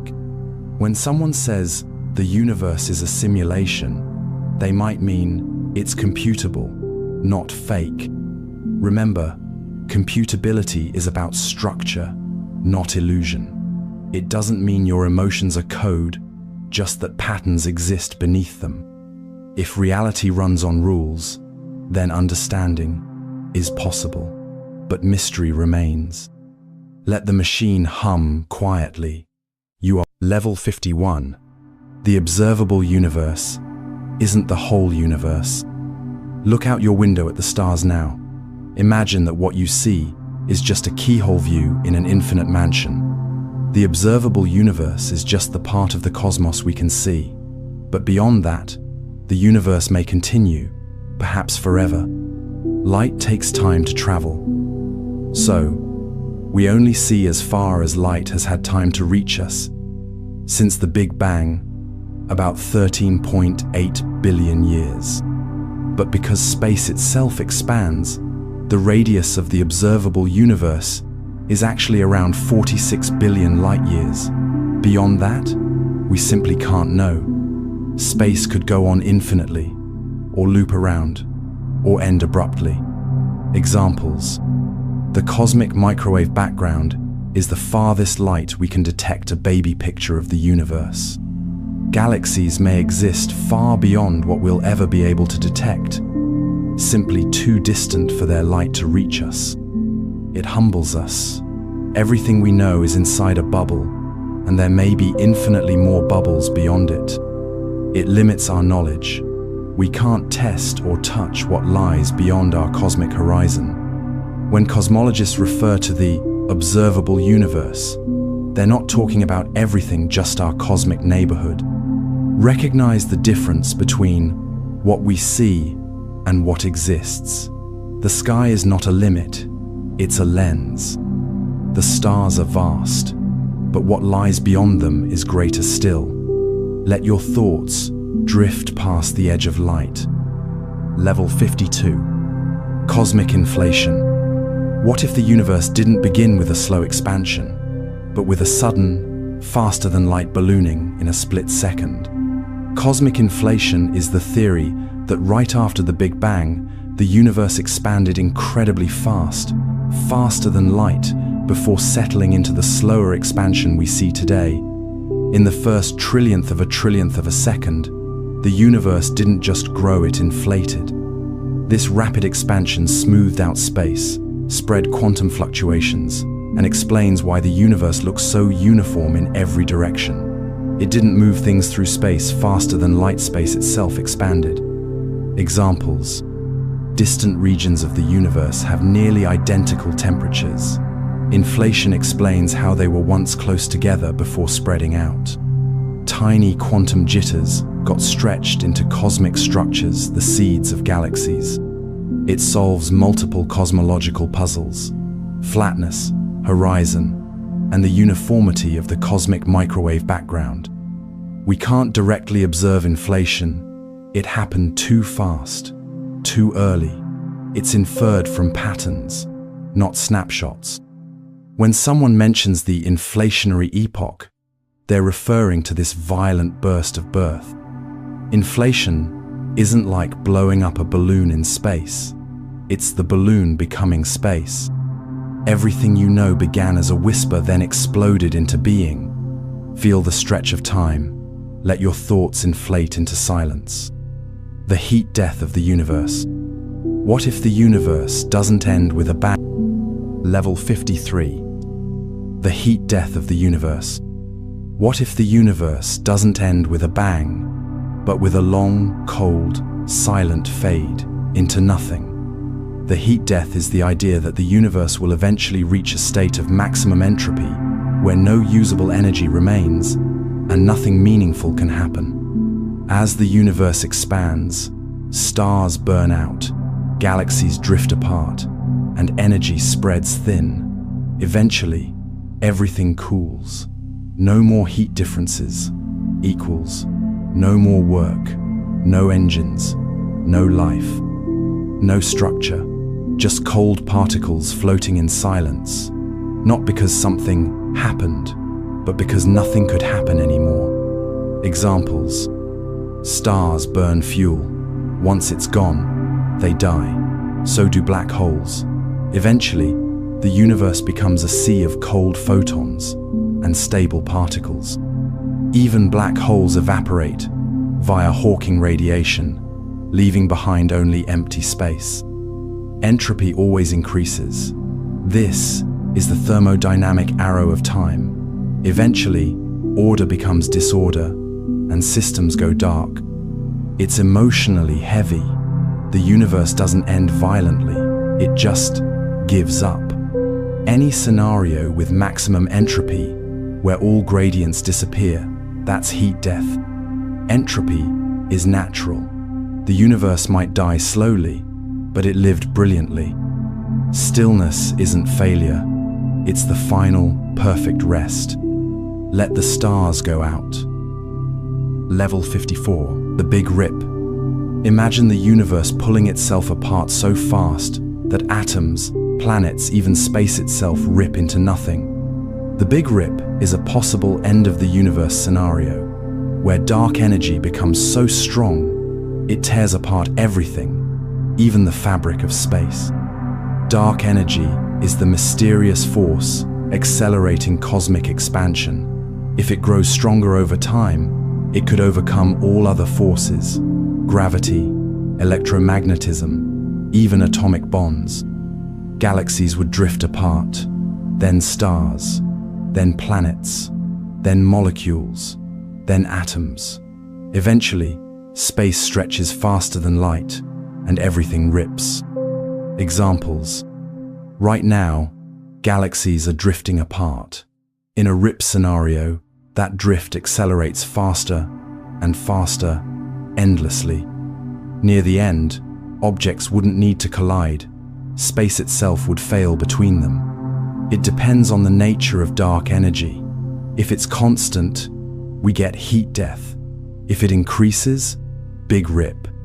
It suggests no structure is safe, not even the most fundamental particles, and it could happen faster than we imagine. If cosmic acceleration increases exponentially, we may be headed toward this fate. We have billions of years, maybe more, and it's still a theory, not destiny. The universe may not go gently. It might unravel with violent grace. Let the stretch begin. Let form yield to Level 55. Time before the Big Bang. What came before time began? Can there be a before if time didn't exist? Asking what happened before the Big Bang may not make sense because time itself may have started with the Big Bang. The Big Bang wasn't an explosion in space. It was the expansion of space and time itself. So, before, the Big Bang could be meaningless, like asking what's north of the North Pole. But some theories suggest possibilities: a previous universe, a quantum fluctuation, or a timeless, pre-Big Bang state waiting to emerge. Examples. In loop quantum cosmology, the Big Bang is a bounce, a rebound from a prior collapsing universe. Some versions of string theory describe a timeless multiverse with fluctuating baby universes. We're used to time having a before, but the laws of physics break down at the singularity. Before the beginning, there may be no when. It messes with language and logic. How do you talk about what happened before when before didn't exist? Whenever someone asks, what caused the Big Bang, they're really asking about time's origin. Be honest. We don't know, but not knowing doesn't mean it's meaningless. It means we're still learning. Time may be a story that began with a bang, but perhaps echoes from something deeper. Let the clock rewind, then vanish into silence. Level 56. Eternal inflation and bubble universes. What if our universe is just one bubble in a cosmic foam of endless universes still inflating? Eternal inflation is the idea that inflation, the rapid expansion of space after the Big Bang, never stopped everywhere. Instead, it continues in most regions, endlessly spawning new bubble universes. After the Big Bang, inflation expanded space rapidly, but quantum randomness might cause different regions to stop inflating at different times. Each region that stops becomes a universe like ours. The rest keeps expanding, forever. The result? A multiverse, an ever-growing collection of universes, like bubbles in a vast cosmic sea. Examples. Our universe has certain physical laws. Another bubble might have different ones, or no stars at all. In this model, the Big Bang wasn't the beginning, it was just our beginning. It naturally emerges from inflation theory and fits the mathematical models. It also explains why our universe looks so flat and smooth. It's almost impossible to test. These other universes might be forever out of reach, beyond our cosmic horizon. If you hear multiverse in a scientific context, This is one of the most grounded versions. It's not sci-fi. It's a direct extension of inflation. Physics weird, but mathematically solid. You live in a bubble, beautiful, vast, and perhaps just one of many. Float gently through your pocket of reality. Level 57. The anthropic principle. Why is the universe just right for life? The answer might be, because if it weren't, we wouldn't be here to ask. The anthropic principle says the universe appears fine-tuned for life because only in such a universe could beings like us exist to notice it. Our universe's physical constants, gravity, nuclear force, the mass of the electron are tuned so precisely that even tiny changes would make life impossible. The anthropic principle doesn't explain why they're this way. It says, of all possible universes, we find ourselves in one that supports observers because only observers can ask the question. Examples: if gravity were slightly stronger, stars would collapse too quickly. If the universe expanded faster, galaxies wouldn't form. No life, no questions. It can seem like a non-answer, but it's a logical filter. You can only observe a universe that allows observers. It can lead to complacency. It's like this because we're here isn't very satisfying, but it may be unavoidable. When people say, the universe must be like this or we wouldn't be here, they're invoking the anthropic logic. The principle isn't an explanation, it's a constraint. It frames what we can observe, not why it is so. You're not just lucky to be here, you're required to be in a place where being here is possible. Feel the balance. Let existence fold inward like a question. Level 58. The fine-tuning problem. Imagine a cosmic control panel with thousands of dials, and every one is set just right for life. The fine-tuning problem asks, why are the fundamental constants of the universe so precisely adjusted that even small changes would make life or even atoms impossible? If the strong nuclear force were just 2% stronger, stars would burn too fast. If dark energy were a tiny bit higher, galaxies wouldn't form. Our universe's constants seem dialed in with extraordinary precision. This isn't about miracle, it's about improbability. Why this setup when so many other configurations seem possible?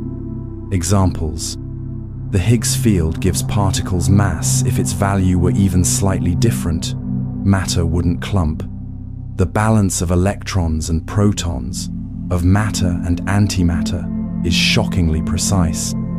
It raises questions of design, multiverses, or deeper physics we don't yet understand. Coincidence feels insufficient. It invites speculation from divine creation to infinite universes, but we still lack a unifying explanation. Any talk of constants, just right conditions, or the Goldilocks universe is rooted here. Avoid jumping to conclusions. Fine-tuning might be illusion or a clue to hidden laws. You live in a universe balanced on a cosmic knife's edge.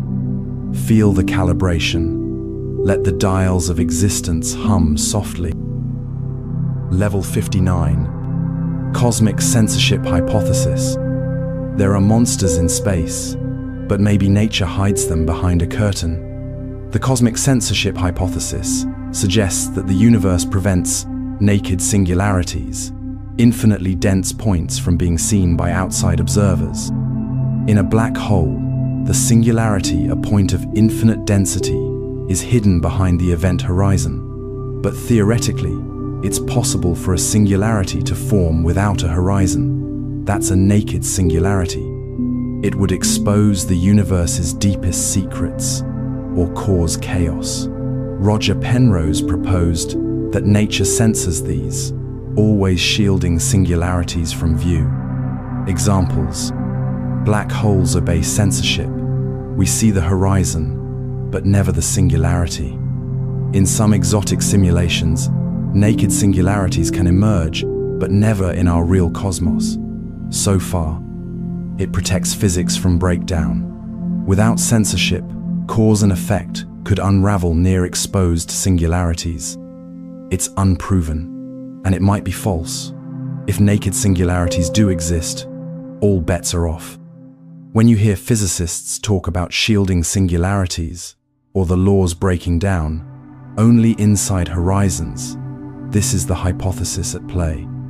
It's a working assumption, a safeguard, not a law. Some truths are too wild to be seen, and nature may draw the curtain for our sake.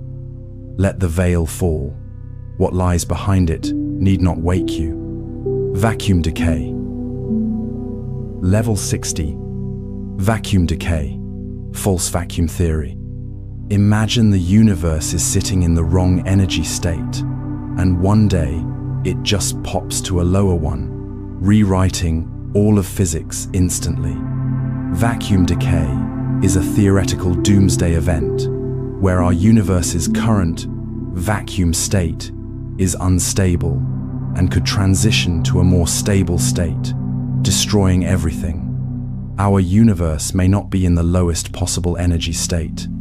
It may be a false vacuum, a temporary plateau.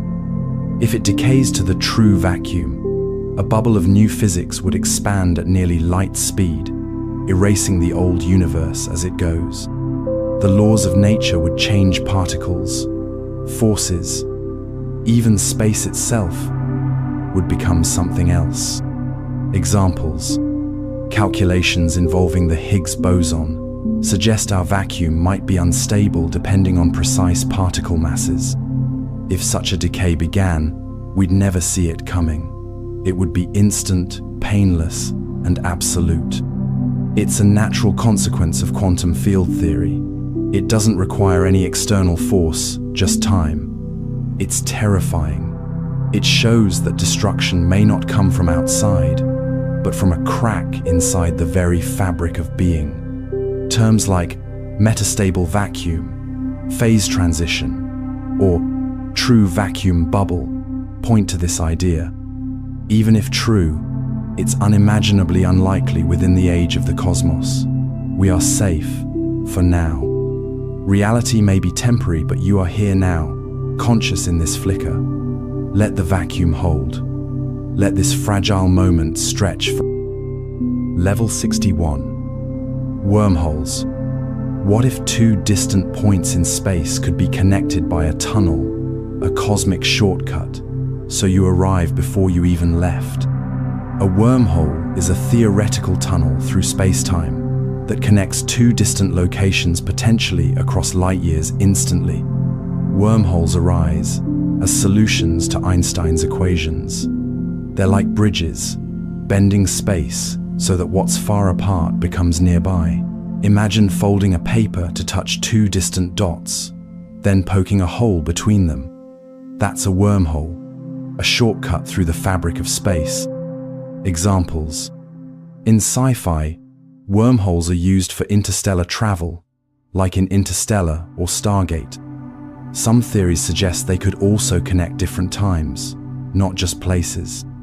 They're mathematically possible, but require exotic matter to stay open. No one's ever seen one, yet.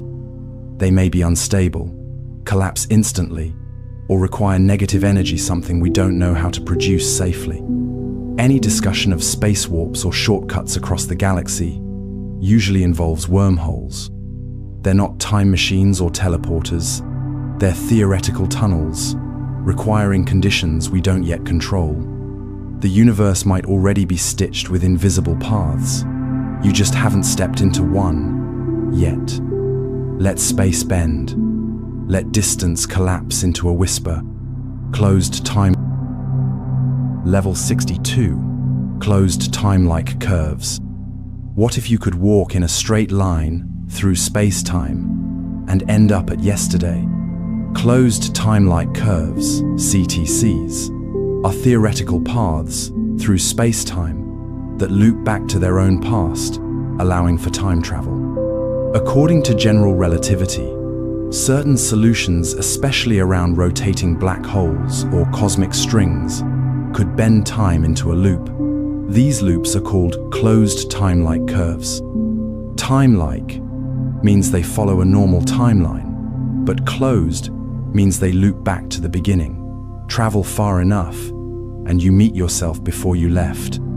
Examples: the Gödel universe, a rotating cosmos where time naturally curls into circles.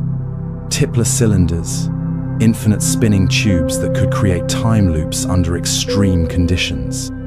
CTCs don't break Einstein's equations, but they break logic. Paradoxes, like meeting your past self or stopping your own birth spiral out. They violate causality. Can events have no clear beginning? Can the future cause the past? If someone says, time travel without breaking physics, they're probably talking about CTCs. The math works. The reality? Still very speculative. The universe may allow loops, but doesn't guarantee you'll survive the trip. Let time curl softly. Let causality take a breath.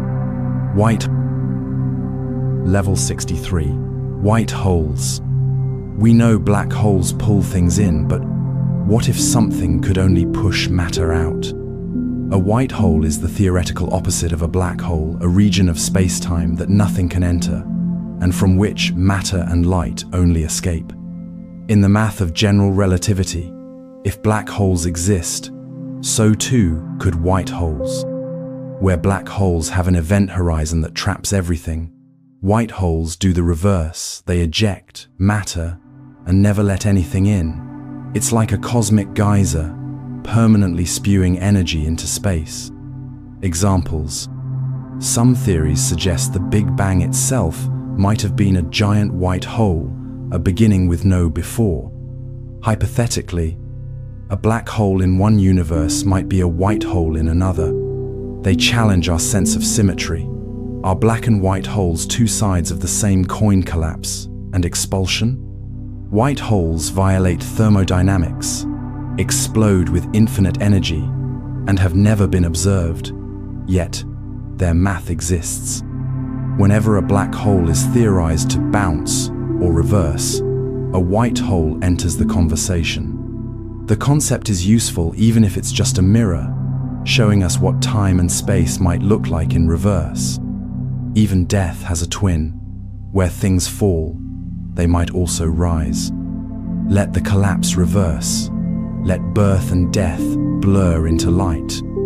Frame dragging. Level 64. Frame dragging. Spinning space-time. What if a spinning planet didn't just twist air and water, but space and time itself? Frame dragging is the phenomenon where massive rotating objects drag space-time around with them, twisting the fabric of the universe. Predicted by Einstein's theory of general relativity, frame dragging occurs near any spinning mass, especially extreme ones like black holes or neutron stars. Space-time isn't static. It flows around rotating bodies like molasses around a spoon. Clocks run differently. Orbits shift. Reality bends. Examples: NASA's gravity probe B confirmed that Earth's rotation drags space-time ever so slightly. Near a rotating black hole, frame dragging can twist light, matter, even time itself. It means space-time is not fixed. Motion isn't just in space. It creates swirls within the fabric of reality. It complicates predictions near massive objects, and in extreme cases, it may create paths to the past. Terms like lens, Thirring effect, or ergosphere point to frame dragging the twisting of space. It's not science fiction. It's been measured, and it's real. Even time can be twisted by motion. Stillness, like gravity, is never absolute. Let the cosmos spin. Let space swirl like a tide. The Alcubierre Warp Drive.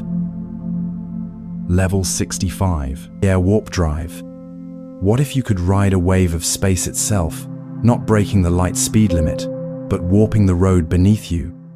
The Alcubierre Drive is a theoretical method of faster-than-light travel, not by moving through space, but by warping space around a ship. In 1994, physicist Miguel Alcubierre proposed a solution to Einstein's equations that contracts space in front of a craft and expands it behind. The result? The ship itself doesn't move, but the space moves around it.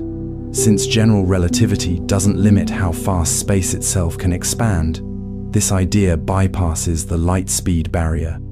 Examples. Imagine surfing on a wave. Your board stays still, but the water moves. A warp bubble carries the ship, compressing the journey from outside. It offers a loophole in physics, using Einstein against Einstein, and it doesn't require breaking relativity, just bending it. It may require negative energy or exotic matter, which might not exist, and steering or stopping such a bubble, unknown. The term warp drive often traces back to Alcubierre's concept, not Star Trek fantasy, but actual math. It's not impossible, just wildly impractical with our current technology, but the equations work. The stars may not be far if space itself can carry you. Let the bubble form. Let the road warp beneath your dreams. Negative mass. What if push... Level 66. Negative mass. What if pushing something made it come toward you? A mass that falls up and accelerates backward. Negative mass is a hypothetical form of matter that would move opposite to the direction of applied force, the reverse of how normal matter behaves. In regular physics, if you push something, it accelerates in the direction you push. But with negative mass, pushing causes it to move toward the source of the push. It's not antimatter, which still has positive mass, but a truly exotic property. Some solutions in Einstein's equations allow it, though we've never seen it. Examples.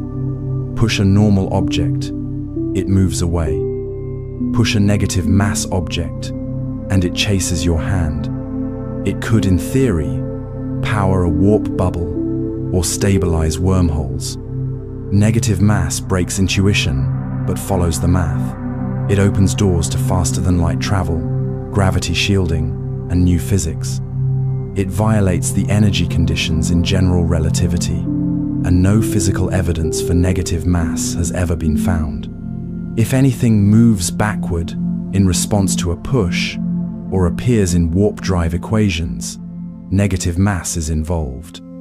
It's theoretical, not fantasy, but if discovered, it would rewrite physics. Not everything falls down. Some ideas rise in reverse. Let gravity turn inside out. Let mass Level 67. The twin black hole paradox. What happens when two black holes orbit each other, merge, and form something time can't explain? The twin black hole paradox explores strange behaviors when two black holes interact, including frame dragging, entanglement, and merged event horizons that defy linear time. When black holes orbit and collide, space-time itself wobbles, but if both are spinning, twisting, and warping time, their combined effects can create paradoxes. Frame dragging becomes extreme. Observers near them could experience bizarre loops, delays, or frozen moments. What one black hole knows about the other may even influence the timing of their signals to distant observers. Examples.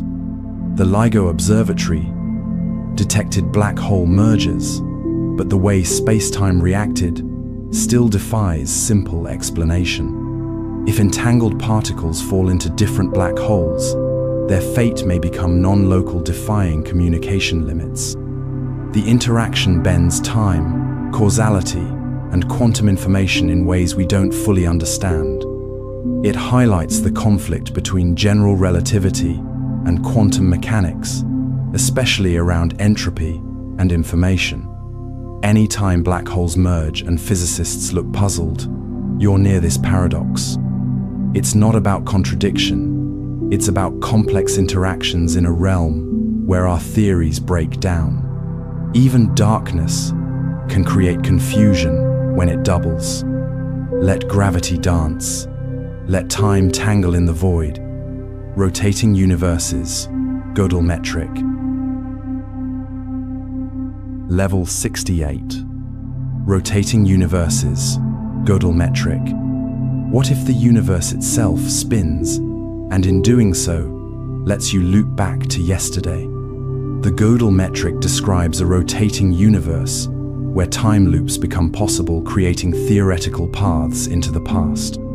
In 1949, Kurt Gödel, of mathematical fame, proposed a model of the universe that rotates, not galaxies within it, the whole cosmos. In this model, space-time curves so extremely that you could travel on a path and return to your own past. These loops, called closed time-like curves, are built into the fabric of the universe itself. Examples: imagine flying in one direction forever and ending up at your own birth. In Gödel's cosmos, time and direction blur past, and future coexist in swirls. It's a valid solution to Einstein's equations. It shows that general relativity allows time travel under the right, very weird, conditions. It doesn't match what we observe. Our universe doesn't appear to rotate, but it reveals how flexible space-time might be. Whenever time loops appear in cosmology, Gödel's universe is close by. Gödel's model is a tool, a demonstration of possibility, not prediction. Reality doesn't always spin in straight lines. Sometimes it loops. Let the cosmos turn slowly. Let time circle back on itself. Naked singularity. Level 69. Naked singularities. Black holes hide their secrets. But what if, one day, one of them forgot to wear its cloak? A naked singularity is a theoretical gravitational singularity, not hidden behind an event horizon, exposing the deepest mysteries of physics directly to the universe. In a typical black hole, the singularity, the infinitely dense point, is concealed behind an event horizon. But in certain mathematical models, under specific conditions, that veil could disappear. The result? A naked singularity, laid bare. If seen, it might reveal the inner workings of quantum gravity, or simply tear apart cause and effect. Examples: rotating or charged black holes, if pushed to extremes, could theoretically expose their cause. Some solutions in Einstein's equations allow singularities without horizons, though unstable. Singularities are places where physics breaks down. If they're exposed, so are our limitations. They challenge the cosmic censorship hypothesis, the idea that the universe protects us from its own madness. If a black hole's interior becomes visible without breaking apart, a naked singularity may be to blame. It's a test case, an edge case, but a useful one, to find the cracks in our understanding. Not all mysteries stay hidden. Some shine like dangerous stars. Let the veil ripple. Let curiosity approach the forbidden. Information paradox in black hole. Level 70. Information paradox in black holes. What happens to everything that falls into a black hole? Does it vanish forever? Or is the universe keeping a secret? The black hole information paradox asks whether physical information that falls into a black hole is destroyed. Something quantum mechanics says is impossible. According to quantum theory, information can't be lost, but black holes seem to destroy it. Once matter crosses the event horizon, it vanishes. Hawking radiation leaks energy, but appears random. So, where did the original information go? Burned books don't erase stories. Why would black holes? Examples. Toss a file into a black hole. When it evaporates, the file doesn't come back. But shouldn't some trace remain? If black holes do destroy information, it breaks quantum theory. If they don't, where is it hiding? It pits our two best theories, general relativity and quantum mechanics, against each other. Only one can win, or both must bend. It blocks the unification of physics. Without resolution, we can't truly understand space-time. Whenever black holes, entropy, and lost data are mentioned, the paradox is near.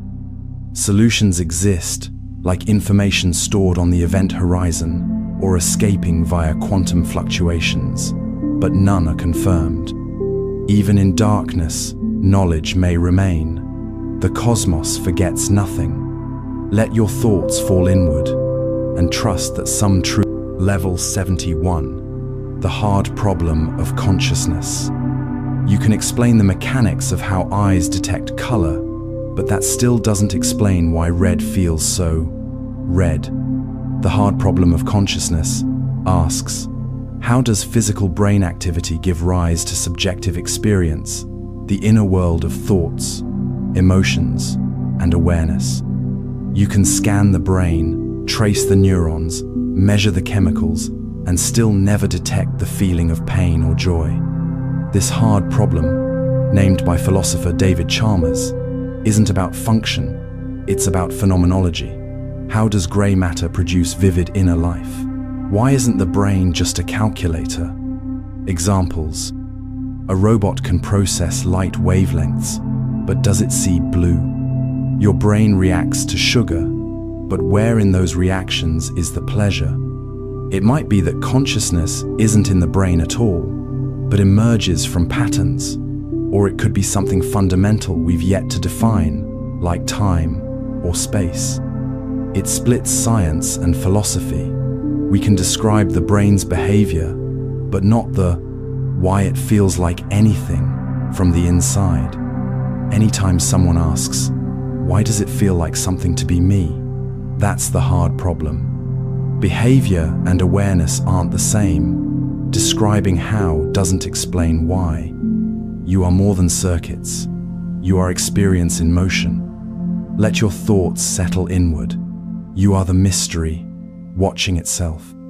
Split brain. Level 72. Split brain experiments. What if your left hand had beliefs your right hand didn't know about? Split brain experiments reveal that when the connection between brain hemispheres is cut, each half can behave independently, almost like two separate minds in one skull. The corpus callosum links the brain's hemispheres. In severe epilepsy, doctors sometimes sever it to stop seizures. The result? Patients whose left and right brains no longer share information directly. The left brain can speak, the right brain can act.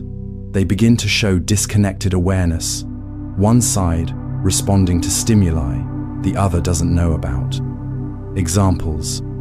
A person shown an object in their left visual field, processed by the right brain, can't name it, but can draw it. The left hand may pick an object, the right hand would never choose, and the person has no idea why. It suggests the mind isn't one unified thing, but a collaboration. And when cut, the illusion of I starts to crack. It challenges the idea of a single consciousness. How many selves are in a brain? If someone says, your brain has multiple processors, or that your conscious narrative is partial, this is the foundation. It doesn't mean people become two. It means the self is stitched together more loosely than we think. You may be a chorus, pretending to be a solo. Let the mind divide softly, and let the quiet parts speak. Level 73. The binding problem. You see a red ball flying toward you, but how does your brain know the color, shape, motion, and meaning are all part of one thing? The binding problem asks how your brain combines different sensory inputs, processed in separate areas, into one seamless, unified perception. Vision, sound, motion, color, texture, all are handled by different brain regions, yet you experience the world as one coherent stream. How? Neurons don't all report back to a single HQ, and there's no central screen inside your head. So how do scattered signals become a single thing in your awareness? Examples. You hear someone call your name and see them smile, but that sight and sound were processed separately. When watching a movie, image, dialogue, and music all feel like a moment, not separate channels. It challenges our understanding of consciousness and memory. If perception is fragmented, how is reality stitched back together? It raises doubts about whether perception is real or just a clever illusion coherence built from chaos. If someone asks, how does the brain integrate information? They're circling the binding problem. There's no single answer, only theories. Synchrony, neural resonance, conscious attention. We're still figuring it out. You are a symphony somehow hearing itself as one song. Let the senses blend. Let the fragments become whole. Level 74, free, will might be an illusion. You decided to pick up your phone, but your brain made the decision before you knew it. Some studies suggest that decisions are made in the brain before we become consciously aware of them, challenging the idea of free will. In the 1980s, experiments by Benjamin Libet showed that brain activity, the readiness potential, occurs a split second before a subject reports deciding to act. This suggests your unconscious brain starts the process, and you just become aware after the fact. Many follow-up studies have confirmed the delay. So, who's really in charge? Examples. In one study, researchers could predict a subject's choice 6 seconds before they consciously decided. Your brain might decide to lift your hand and then notify your mind. It shakes the idea of moral agency, accountability, and personal authorship. It may reduce you to an observer, not a driver, but it also raises new compassion. We're more than our impulses. If someone says, "You're not the thinker of your thoughts," this is the root idea. Free will may be a spectrum or a story we tell ourselves. That doesn't make it meaningless. Even if you don't steer every choice, you still feel the weight of direction. Let the thought arise, then follow it softly. The mirror test. Level 75. The mirror test. Animal consciousness. A chimp looks in the mirror, touches a mark on its forehead, and realizes, that's me. The mirror test is a behavioral experiment used to assess self-awareness, whether an animal recognizes its reflection as itself. Researchers place a mark on an animal's body in a spot it can't see without a mirror. If the animal touches the mark while looking in the mirror, it may understand that the reflection is itself, not another creature. This suggests a concept of I, a sense of self as distinct from others. Examples: great apes, dolphins, elephants, and some birds have passed the mirror test. Dogs often fail, reacting socially, as if seeing another animal. It redefines intelligence. Consciousness may exist on a spectrum, and humans may not be the only self-aware beings. Passing the test doesn't prove full consciousness. Failing doesn't prove absence. It's one tool, not a total measure. When animal consciousness or ethics come up, the mirror test is often cited. Don't equate self-recognition with full awareness. The mind is layered in us and in others. Even an elephant may whisper, I am, silently, in glass. Let your reflection shimmer and wonder what sees it. Level 76. Your cells aren't you. Your body regenerates constantly. The cells in your skin, your stomach, even your bones, many are younger than you are. Your body is made of trillions of cells, and many of them aren't permanent.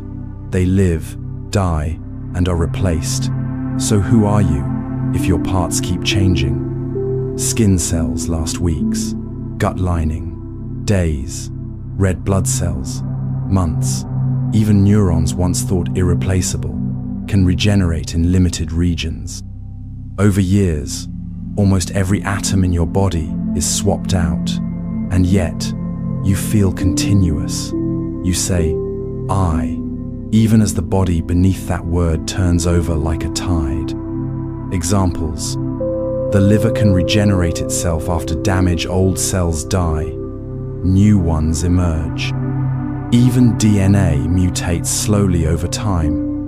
Your cellular identity shifts subtly every day.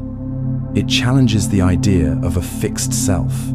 You're not a single object, you're a process, a flowing, coordinated pattern. If identity isn't in your cells, where is it? Is it memory, brain patterns, a myth of continuity? Any mention of cell turnover or metabolic identity touches this truth. It's not that you're gone, it's that you're never the same twice. You are less a statue and more a stream. Let your cells dissolve. Level 77. Your gut has its own brain. You felt butterflies or a gut feeling. What if that wasn't just a metaphor?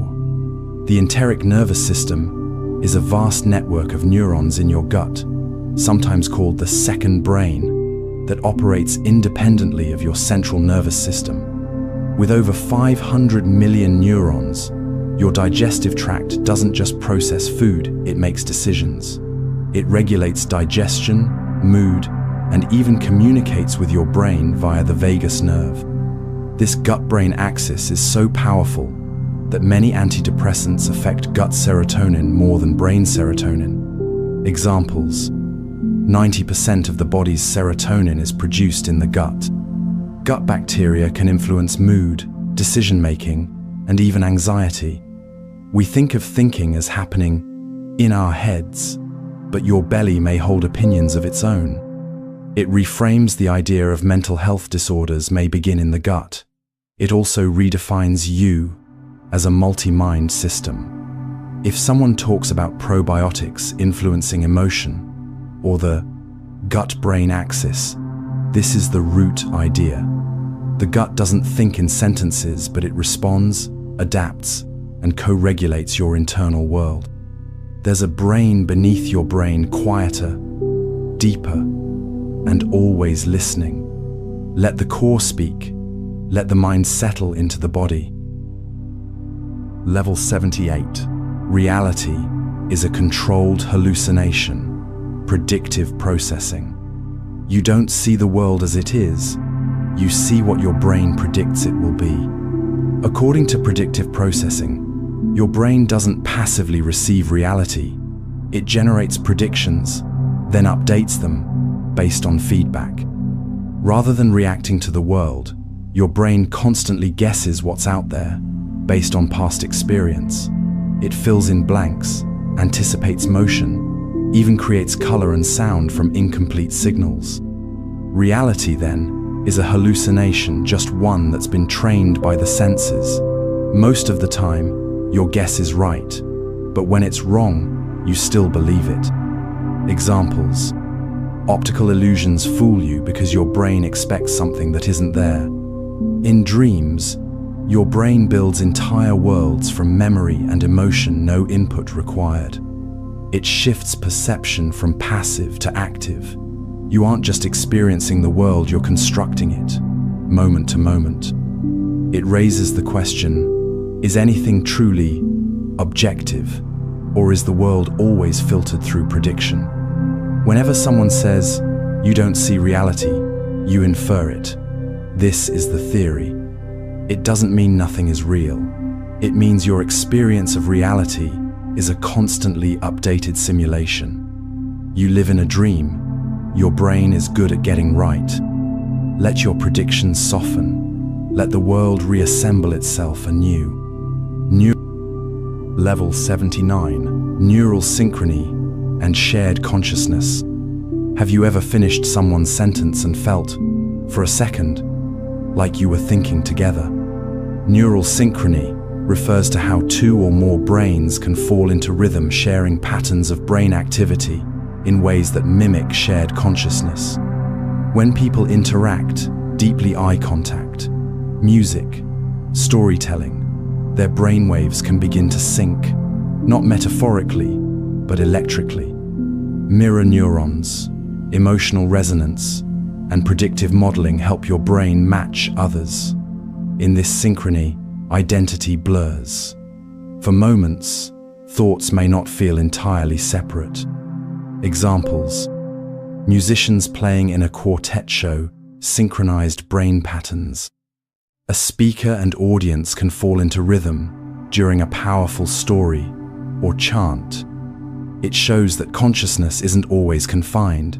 It extends, adapts, and sometimes touches another's mind. It questions individuality. Are you really a self-contained you, or are minds inherently entangled? When people say, "We were on the same wavelength," it's more than a phrase, it's neurophysiology.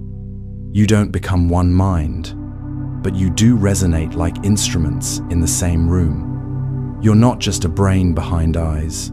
You're a rhythm, waiting to echo. Let the pattern align. Let your mind drift closer to the world. Level 80. Death of the self in meditation and neuroscience. Close your eyes. Breathe. Where is the you that's breathing? In deep meditation and some neuroscientific studies, the sense of a unified central self dissolves. What remains is awareness without identity.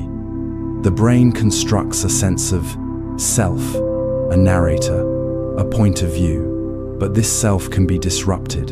In meditation, as thoughts quiet, the boundary between me and world blurs. Neuroscience shows that this state correlates with reduced activity in the default mode network, the brain's self-referencing system. Examples: advanced meditators report ego death, a loss of identity, replaced by spacious awareness.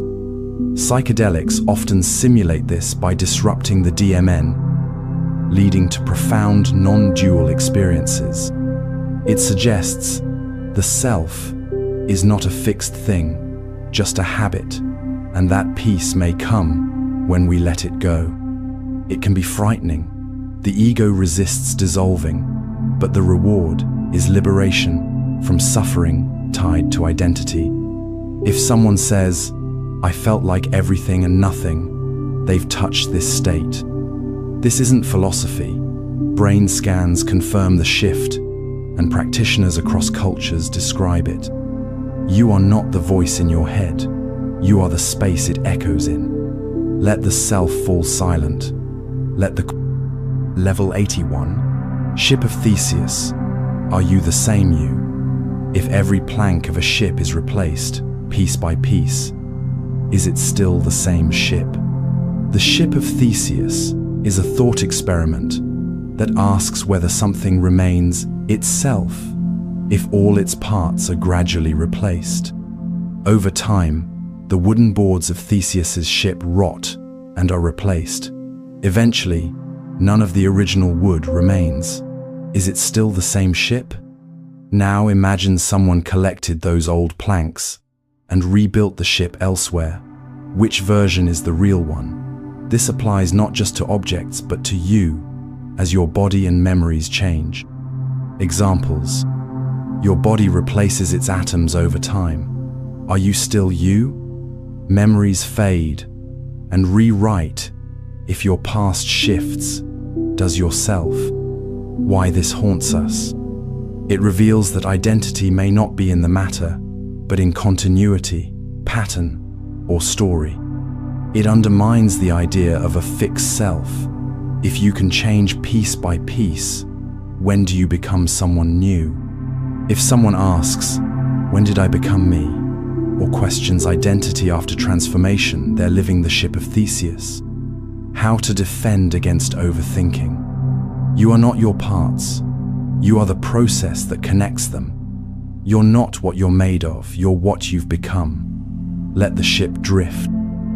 Level 82, the teleportation paradox. A machine scans you, disassembles your body, and rebuilds you atom by atom across the world. Did you survive? The teleportation paradox asks whether a person who's perfectly reconstructed after the original is destroyed is still the same person, or just a copy.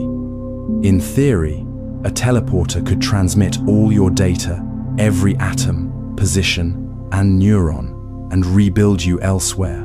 But if the original is destroyed in the process, what happens to you? Did you die and get replaced by a clone? Or did your consciousness transfer with the information? Examples. Think of Star Trek transporters. They break you down, then reassemble you. Is the reassembled person still you? If the original isn't destroyed, and two versions exist, which one is real? It calls into question whether continuity of structure is enough, or if consciousness needs something more. If consciousness is pattern-based, teleportation might preserve you, but if it's more, then the real you may vanish mid-beam. Any scenario involving mind uploading or body copying stems from this dilemma. How to defend against fear. Consider this.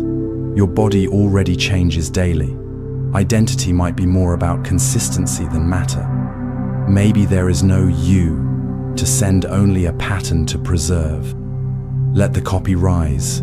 Let continuity carry the name. Level 83. The Swampman Thought Experiment. Lightning strikes a swamp, and out crawls an exact copy of you. Same memories, same personality, but it never lived your life. Swampman is a thought experiment asking whether a perfect physical duplicate of you formed by chance would be the same person. Philosopher Donald Davidson proposed it. Imagine your body is vaporized by lightning, and simultaneously, atoms in a swamp rearrange themselves into an exact duplicate. This swampman walks out with your memories, emotions, habits, but no causal history. It never lived your life. Is it you? Or just an echo wearing your face? Examples. Swampman thinks it's your child's parent, but it never raised that child. It has memories, but they're not earned, they're instantiated. It questions if identity depends on history. Can memories be real if they didn't form the usual way? It destabilizes memory, agency, and accountability. Can a being be someone without living what they lived? If the conversation turns to clones, teleportation, or fake memories, Swampman is lurking. He's physically the same, but ontologically different. History might matter more than configuration. To be you might require having been you. Let the lightning strike. Let the echo question itself. Level 84. Solipsism. How do you know anyone else is real, or that you're not just dreaming them? Solipsism is the philosophical position that only your own mind can be known to exist. Everything else could be an illusion. You can't prove that other people are conscious. You see their behavior, hear their voices, but you don't feel their thoughts. For all you know, the universe could be a simulation, a dream in your head. The world may exist solely as a backdrop for your awareness. Scary? Yes. Disprovable? Not easily. Examples. A chatbot says, "I love you." Is it conscious or just mimicking? Everyone you meet could be like characters in a vivid dream, perfectly detailed, but empty inside. It calls into question empathy, ethics, even loneliness. If you're alone in a self-made world, what then? It risks nihilism. It turns connection into hallucination. And yet, you can't fully disprove it. When someone says, "How do I know anything exists beyond me?" they're facing solipsism. Even if others might not be real, living as if they are creates meaning. It's a better bet. Maybe the world is in your mind, but kindness still echoes back. Let the mirror fade. Level 85, Bostrom's trilemma. Are you living in a simulation? According to logic, there are only three possibilities. Bostrom's trilemma argues that at least one of three things must be true, and each outcome changes how we see the future. Philosopher Nick Bostrom proposed this: civilizations never reach a point where they can simulate consciousness. Civilizations can, but they don't, maybe by choice or ethics. Civilizations can, and they do, meaning we're probably inside one. If 3 is true, then simulated minds vastly outnumber real ones. Statistically, you're probably simulated. But if 1 or 2 is true, the future may be bleak or surprisingly wise. Examples: if humans die out before creating advanced simulations, 1 is correct. If advanced beings think it's immoral to simulate pain or consciousness, 2 is correct. If simulations are created endlessly, we're likely living in one now. It makes the simulation hypothesis not just possible, but likely, depending on math and behavior. It's hard to disprove, unsettling to accept, and challenges all beliefs about reality. Whenever someone says, "We might be in a simulation," they're invoking Bostrom whether they know it or not. Even if simulated, your feelings are real to you. Meaning doesn't require origin. Whether base reality or code, your choices still ripple. Let the trilemma unfold. Let your presence feel real enough. Level 86. Are we living in someone's dream? You fall asleep and dream a full world, people, skies, stories. Then you wake up. What if you are the dream? This theory suggests that reality might be the product of someone else's dreaming mind, or that consciousness itself dreams existence into being.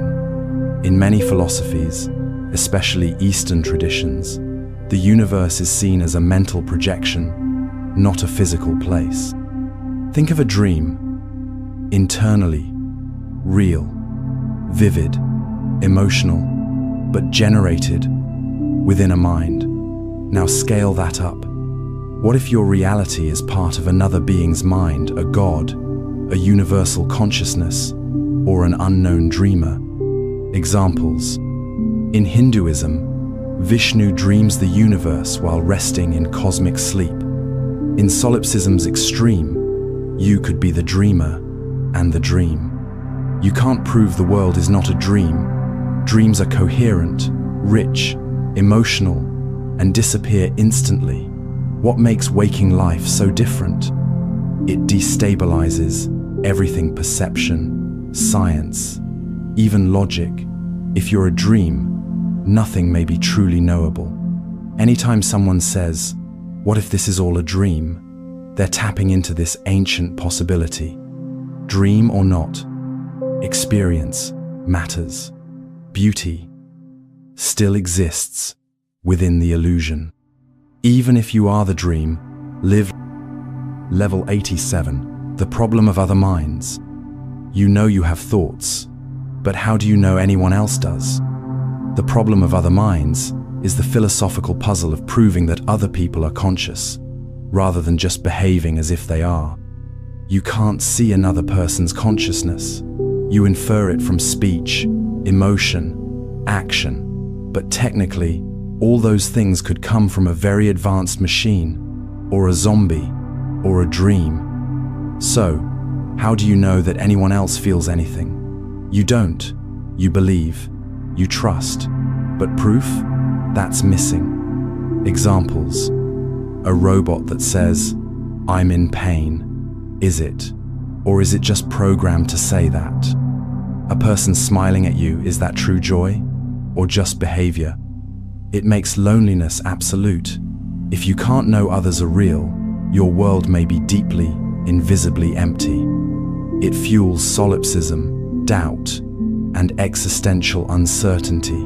Even love can feel speculative. When someone asks, "How do I know you're not a philosophical zombie?" this is the core issue. You can't prove others feel, but empathy, connection, and mutual experience are strong evidence.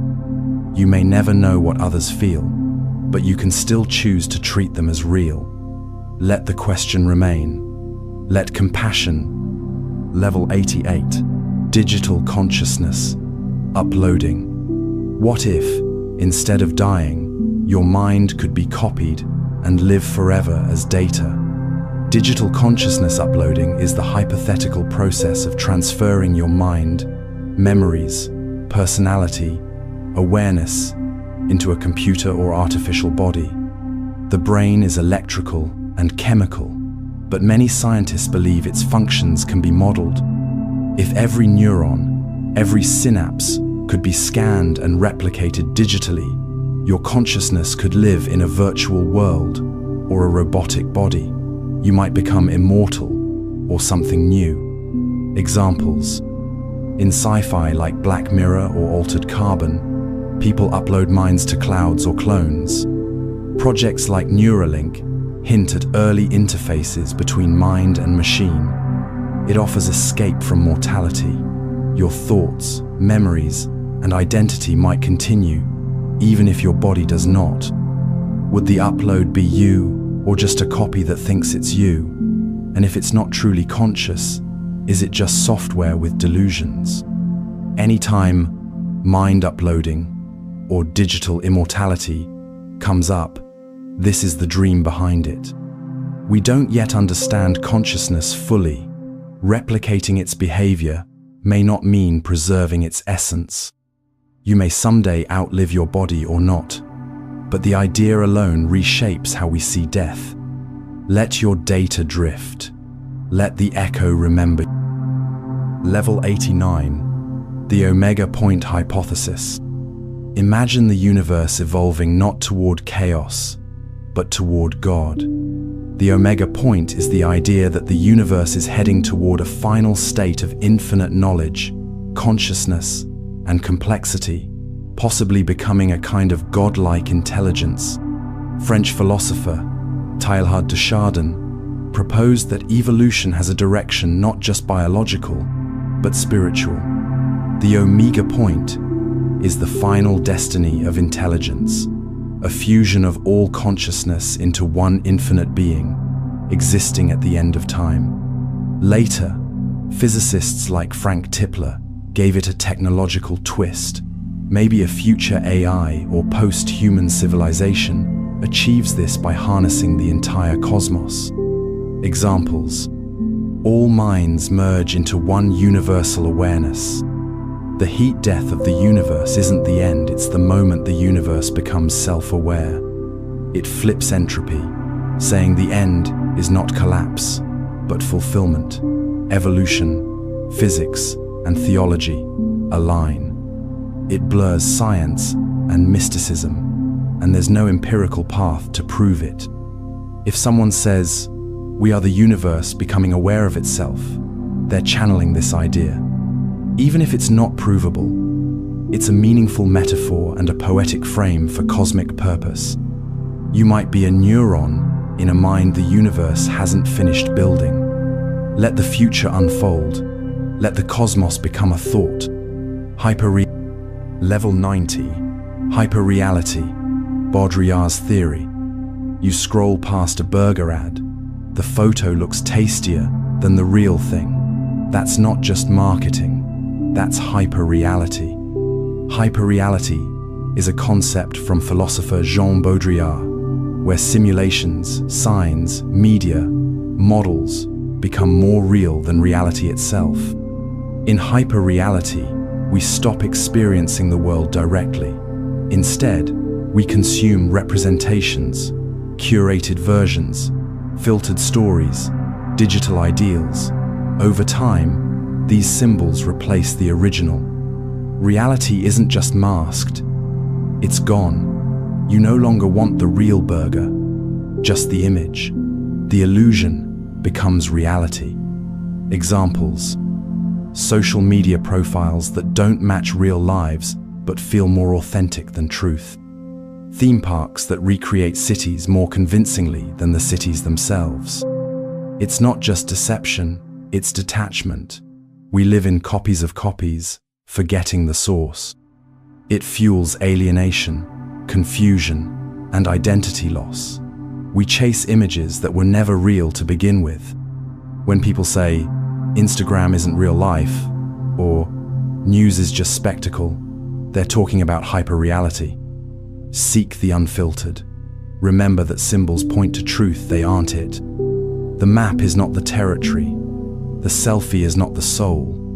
Let the simulation dissolve. Let them. Level 91. Roko's Basilisk.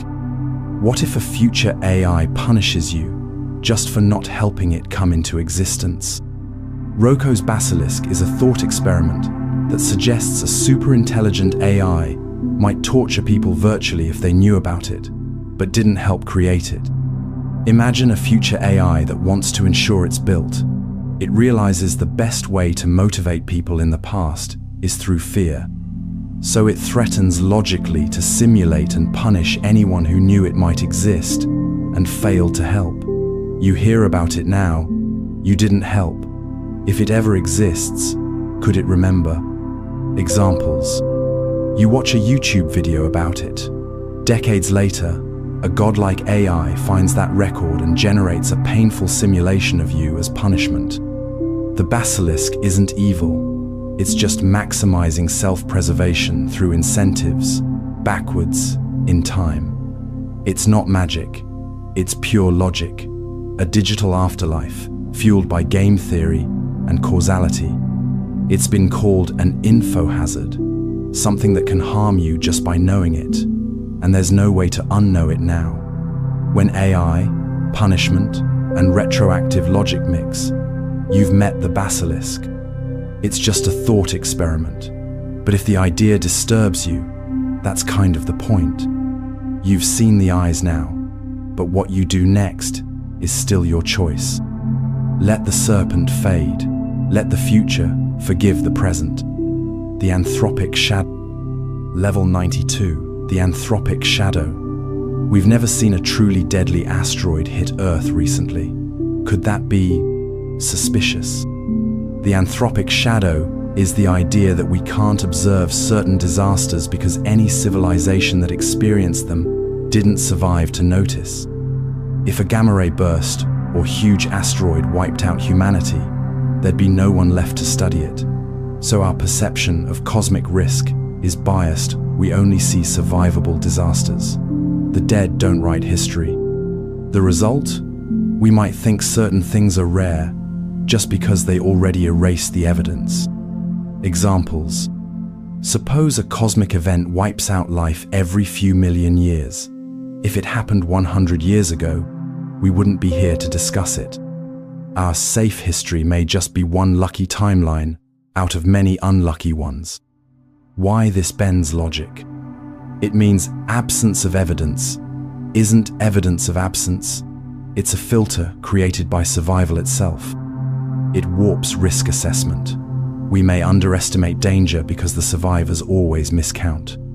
If someone says, "We don't see big catastrophes, so they must be rare," remember we can only see what lets us live.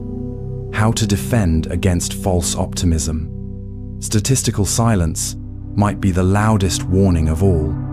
Your existence is a filter, not a full view. Let the shadow remain soft.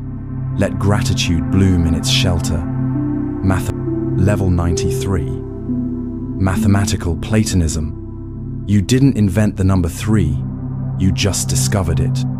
Mathematical Platonism is the belief that mathematical truths exist independently of humans, like invisible, eternal objects waiting to be found. To Platonists, math isn't invented, it's discovered. The Pythagorean theorem would be true, even if no mind ever thought it. Numbers, shapes, and logic aren't tools we made up. They're part of the universe's fabric. They're timeless, perfect, and real like stars we finally noticed. Examples. The value of pi doesn't change based on opinion or language. Triangles existed in truth before people ever drew one. It suggests the universe runs on pre-existing truths that we're tapping into something deeper than mind. It raises the question, where are these objects? If not in space, and not in the brain, then where? If someone says, math exists whether or not we're here, they're channeling Platonism. Math's consistency across time and species hints at something bigger than culture. You don't just count the stars, you echo the structure they reflect. Let the forms unfold. Let timelessness. Level 94. The set of all sets that don't contain themselves. Some clubs allow all clubs that don't admit themselves. So, should they admit themselves? This is Russell's paradox, a self-referential loop that breaks naive set theory by asking, does the set of all sets that don't contain themselves contain itself?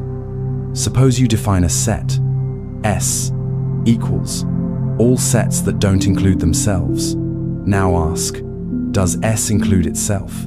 If yes, then it shouldn't, because it only includes sets that don't. If no, then it should, because it fits its own rule. Either answer leads to contradiction. Examples. A barber who shaves everyone who doesn't shave themselves. So, does he shave himself? Logic loops like this caused mathematicians to rebuild the foundation of math. It exposed flaws in early logic systems, even in something as rigid as math. Infinity, self-reference, and recursion aren't always safe. It leads to logical inconsistency. It forced mathematicians to develop more complex set theories that avoid this paradox. If you see a rule that turns on itself, especially in philosophy or math, you're in this paradox's shadow. Modern set theory excludes such definitions, but the lesson remains. Not all ideas can exist safely. Logic is powerful, but even logic must guard against its own reflection. Let the loop soften. Let contradiction remind you to step carefully. Level 95. The Infinite Hotel Paradox. Hilbert's Hotel. A hotel has an infinite number of rooms all full, but it can still make room for one more guest, and one more, and infinitely more. Hilbert's Hotel is a thought experiment about infinity, showing how an infinite set can be full and still have space, because infinity breaks normal math rules. Imagine a hotel with rooms 1, 2, 3, up to infinity. Every room is occupied. Then a new guest arrives. Can they be accommodated? Sure. Just move each guest from room N to room Yaun 1. Room 1 opens up. Got an infinite bus full of new guests? Move everyone to room Tuan. All the odd numbers are now empty. Infinity has room inside itself. Examples. You can add, subtract, or multiply infinities, and still get infinity in weird, unintuitive ways. Even if the hotel feels full, there's always a way to shuffle things. It reveals that our intuitions about fullness and size don't apply to the infinite. It destabilizes logic. Infinity isn't just a big number, it's a different kind of existence. When people say infinity minus infinity is undefined, this paradox shows why. Except that infinity breaks rules, and that's what makes it so strange and beautiful. The cosmos may be an infinite hotel, and you're a guest in a room with no last number. Let the rooms extend forever. Let space make room for wonder. Level 96. 0 equals infinity, limits and loops. Divide something into infinite pieces, and it starts to look like nothing at all. In certain mathematical and physical contexts, 0 and infinity begin to blur not because they're equal, but because they sit at opposite edges of logic, often behaving in eerily similar ways. 0 represents nothing, infinity represents everything, but in calculus and quantum physics, loops emerge where dividing by 0 shoots you to infinity, and shrinking infinity collapses to 0. They become gateways, not values. Paradoxically, the smallest can contain the largest. A black hole, for example, is both a point of 0 volume and infinite density. Examples: in limit calculus, approaching 0 can produce infinite slopes. In some cosmological models, the beginning of the universe was a singularity 0 size, infinite temperature. It forces us to abandon literal meanings. Infinity isn't huge, 0 isn't empty. They are the bookends of reality. Equations break. Dividing by 0 is forbidden. But without 0, infinity can't be defined. Whenever equations blow up or space-time collapses, 0 and infinity are colliding. They are not equal, but they dance, mathematically, in circles that reveal each other. Everything and nothing are two sides of the same mystery. Let the boundary vanish. Let 0 unfold into forever. Does nothingness exist? Level 97. Does nothingness exist? Close your eyes and imagine absolutely nothing. No space, no time, no thoughts. Can you? This question asks if nothingness, a total absence of being, can ever truly exist, or whether even the concept of nothing already implies something. We talk about nothing casually, an empty room, an untouched void, but is that really nothing? True nothingness means no space, no energy, no awareness, not even vacuum. Yet, even imagining nothingness is something happening, and quantum physics complicates it further. Even the most empty vacuum teems with virtual particles. Examples: in physics, a perfect vacuum still has energy fluctuations. In philosophy, nothing is impossible to perceive because perception requires a perceiver. Why this is important? Creation myths often begin with nothing, but if true nothingness can't exist, maybe the universe never really began at all. It fractures logic. We can't define something without invoking the very thing we're trying to avoid existence. When people ask, why is there something rather than nothing? They're standing at this edge. How to defend against despair? The mystery isn't a void, it's a mirror. Nothingness reflects back the awe of being. Even silence echoes. Even absence implies presence. Level 98. Is mathematics invented or discovered?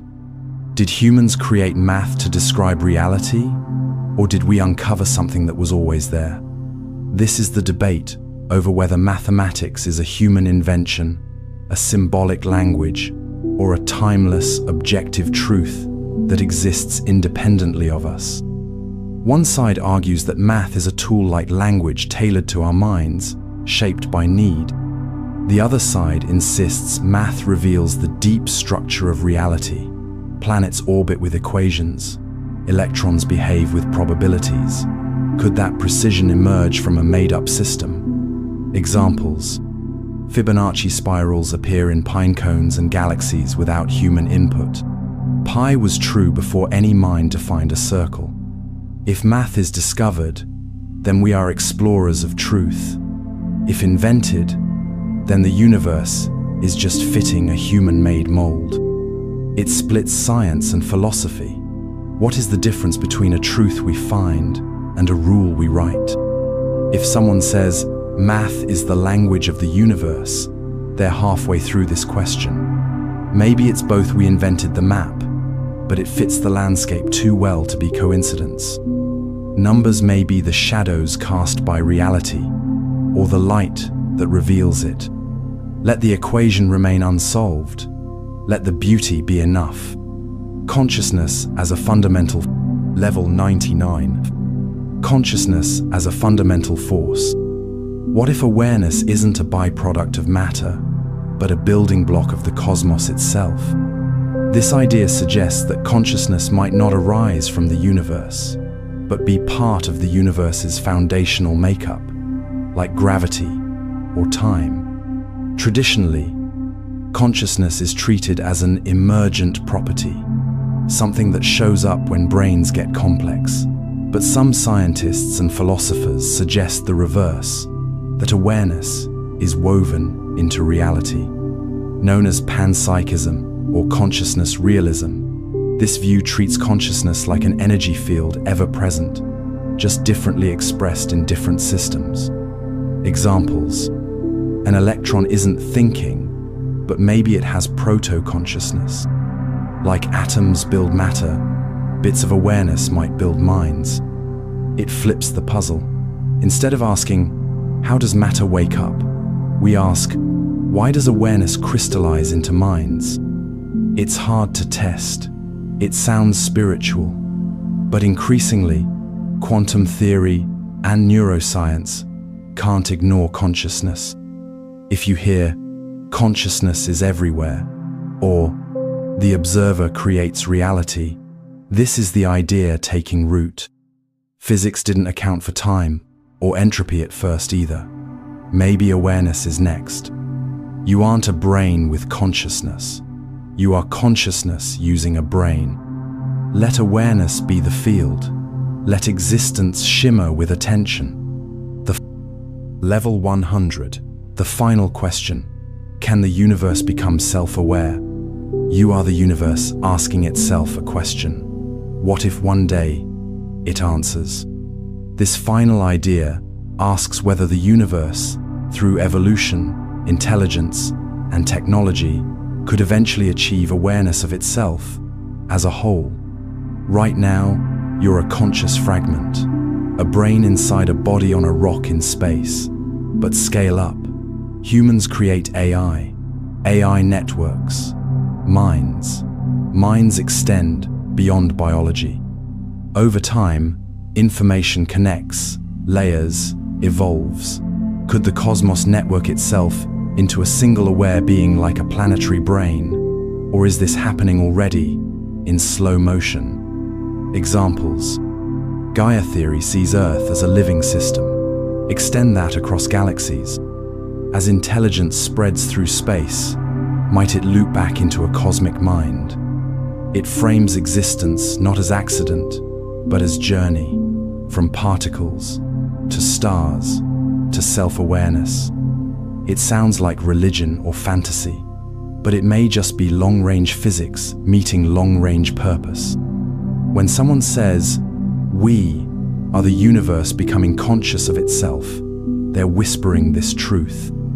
Whether or not it ever completes, the trajectory is real. Awareness expands. Information binds. You are not apart from the universe. You are its mirror. Let the cosmos reflect. Let the answer awaken.